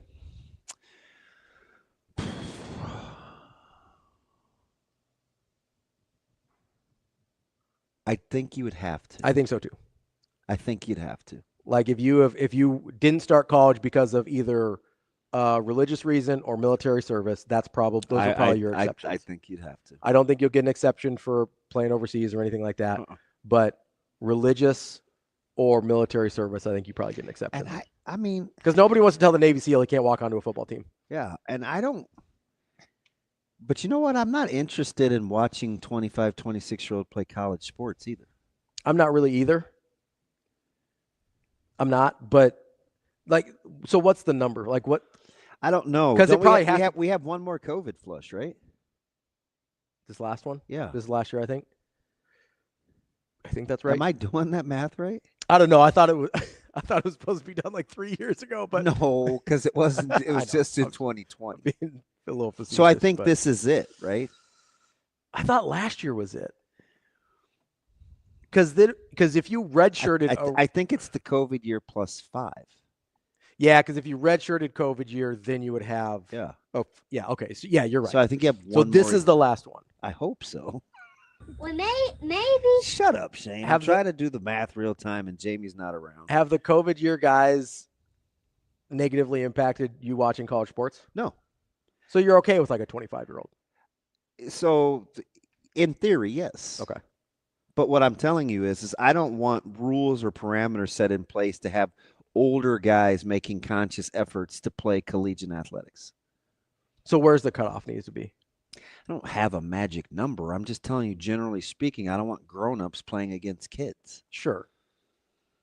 But I don't understand why that's so hard for you to get. No, I do understand narrow mind around. I understand it, but you also have to get to the point where you're saying, okay, so if I don't want grown-ups playing against kids, then what do I do with the JUCO rulings, or do I make a separate thing for JUCO? What do I do with prep school? Like Pavia has the exemption. That case still isn't done. No, I know that, but you're going to have a really hard time for the NCAA to win that case. Well, then you limit it to junior college. So just junior college, / prep school, whatever. Yeah. Are they scaling it back down like they scaled it up? From the 4, 5, 6, or are they going 6, 5, 4? Are they doing it that way? I don't think so. They probably should. To cover their bundas? Yeah. That's the thing, is it's not going to be what makes sense. It's what doesn't get them sued. You know what I mean? Hey, you just introduced another thought. I was already swimming in it. Not to go all Coach Solich. I could see that to cover their rear ends. So you have, but that's awful complicated. I mean, we have talked about Averill. Yes. So you just cut it off. Cut it off right at the knees. Pride of Canada. I mean, we have talked about, hey, you just get 5 to play 5, however that looks. I don't understand why that's so hard. The 5 to play 5, and we're done. Yeah. Maybe. Just it's not 5 for fighting. It's just 5 for 5. Just do 5 I believe also Canadian. Trending. Bare Naked Ladies reference. Also next. Canadian. Nickelback, you big fan? That's enough. That's you're ending how you started. It's how you remind me of good old Canada. Peeing a jackwagon. Fun. No, I just I think it's gonna. I don't understand why the 5 for 5 is so hard. Because I don't know how the NCAA gets to have jurisdiction over JUCO. And I did. So QBH, yes and no. He says this is not true, but it's kind of infallible at its core. Mm-hmm. So it's a very generic statement. But he says if kids are playing, then they're good enough to be able to protect themselves on the field. That doesn't mean I don't want to limit risk and liability. And there's not a direct correlation to being able to I don't love the word protect. Mm-hmm. Sure, you can play against them. Doesn't make it a good idea. Well, and I think there's a difference between it not being safe versus at some point you're limiting the opportunity of people coming into college as well. Yeah. Like, so you have to weigh not taking away opportunities. And let's not act like O-line, D-line, old versus young, like that isn't a thing. No, it matters a lot. I'm not, this isn't novel. Like if you're a power program at some point, you're like, I don't want a lineman under 22 years old. Yeah, more mature teams typically beat less physically mature. Yeah, because teams. in the trenches, you're going to get beat up. So, I mean. So I don't know if it's just as. I don't know what's so hard about the 5 for 5. I'm just going to keep going back to that. It's safe. Safe as a kitten. You just love being safe? It's just not a lot of wiggle room. That's the problem, though, is it makes the most sense, but if there's not a lot of wiggle room, like they're going to get sued again, unless they get some concessions from Congress and the legal system to make their own rules. That's the problem. It's about what can they not get sued over? That's where the NCAA is living now. They're in strict survival mode at this point, just trying not to get sued into oblivion. That's the only thing left for them, really. I know. I know. They didn't want to grandfather in players on the 105. Guess what? They have to, because Judge Wilkins says, I will end you tomorrow. That's the only place we're at. So yeah, the 5 for 5 makes the most sense. So Leo Curtis did reclass if he just turned 20. Okay. Yeah. That's the thing. Because he was playing D1, right? D1 as Icelandic? Yeah. Because that's their second tier. I believe. And then reclass. Yeah. So. Yeah. If it was D1 Icelandic, then that's their second tier. Yeah, he did reclass. Yeah. But again, 20-year-old coming into college, don't have a problem with that. I don't care. I really don't either. But don't ask me fundamentally why I struggle with a 26-year-old. Probably because I think you shouldn't be in school. But yeah, I agree. That's maybe I need to get over myself. But again, I don't want 18-year-olds playing against 26-year-olds because the CBA was put in place the way it was to neutralize this. Yeah, to protect against people who are physically not ready to play against adults. Now, listen, I clearly understand Mm-hmm. coming out after playing 1 year of college against as a 19-year-old, and you were playing against 30-year-old guys in the league. That's vastly. I get the spirit of the intent, but you'd run into similar problems, if not more so, with guys coming freshly into school versus guys that have been there a while versus guys that have spent a year at least playing similar speed. And if you can come out early, you probably have there's a certain benchmark that you've hit physically. Yeah. That would allow you to kind of transition. I don't know. Yeah, I think I have less of a problem with the difference between an 18 and a 24-year-old than I do between a 19 and 30. Yeah, or a 20 and even 26-year-old. I mean, it makes sense. You know what I mean? Like, there's just a certain point. And it honestly, 25 is just kind of an arbitrary number that I picked if I'm doing the math on JUCO versus four-year school versus where does that kind of land you if you have any sort of a normal career. You tell me 24, 25 years old, I'm fine with that. Yeah. But I think it would have to be something that was just vague enough to allow for some of those JUCO things or prep school things or Mormon mission or military service or whatever. And I think that gives you a little bit of wiggle room. But I think what we learned yesterday was, the way I read it at least, it seems like the settlement's going to get agreed to and passed. Well, you can't send it back. I mean, at this point, if you read the judge's entire thing, she basically said this version of it does not harm the plaintiffs. Yeah. And which was kind of her objective from the jump, right? It was the whole thing, right? So it's like she doesn't need it to be required as long as the objectors don't bring up something that is groundbreaking for her. I think this is going to go through as permissible to grandfather people in, but not required, which means I think Nebraska's going to carry 125 guys this year. Because that's what we really care about, right? We don't care about how many people Iowa has. That's the end game, right? Yeah, we don't care how many people Alabama has. We don't care how many people Iowa has. We care about how many people Nebraska has. I've asked the question from day one, so you know clearly where I'm at. I just don't know why the roster limits were introduced to begin with. It was just unnecessary. Completely unnecessary. You know, completely if unnecessary. If the schools want to pay for it, then let them pay for it. So I think it was some of the smaller schools not wanting to have bigger schools hoard talent. But I think the transfer portal takes care of that. Yeah. Good players aren't going to want to just sit on the bench. Like, now that they can move easily and make money other places, I don't think you have to worry about that. No. I think it was this thing that people were scared about for no reason, which happens a lot. Yeah, you beat me to it. You beat me to it. And so if I'm, I don't know, Oregon State, and I'm only going to carry 80. Yeah. I mean, remember Mike Riley's famous line, I've never practiced with this many guys on the field. We loved that, didn't we? Mike, you're doing split practices? Well, yeah, I got to evaluate the guys. Never practiced with so many guys before. I liked Riley, though. I was sad to see him make that poor coaching hire list. Yeah. I was actually sad to see two Nebraskans on that top 10. Well. What's that? That was not good. No, it wasn't. But I'm going to this day, I shouldn't even say this, but it's the end of the show, so people can't argue with me too much. Frost wasn't a bad hire. Turned out to be a bad coach. Yeah. But the hire wasn't bad. No, you're right. Frost was the right hire. Sure. It just didn't work out. It shouldn't be. I mean, that list was weird. Frost was the right hire. Oh, I know. If Nebraska didn't hire him, Florida was going to. If Florida didn't hire him, UCLA Florida actually wasn't going to, but somebody would have. UCLA wanted him. Yeah, somebody was going to. Like, that's that cycle. I don't believe it was going to be Florida. That was the rumor at the time. I know, but that's fine. Yeah, a lot. I mean, a lot of rumors. You learn innuendos. You learn a lot. But somebody, a Power 4 or 5 school, was going to hire that dude. Yeah. And listen, it was a home run hire, and it didn't work out. I like how my man Todd always closes out with "Be safe." Yeah, being around you guys out here on these streets. Don't try to get on Harrison. It's a mess out here.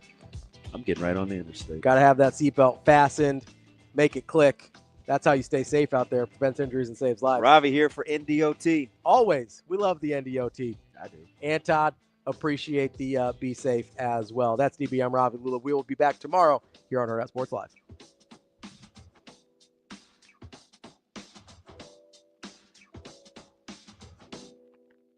See you. Have a good day. Love you.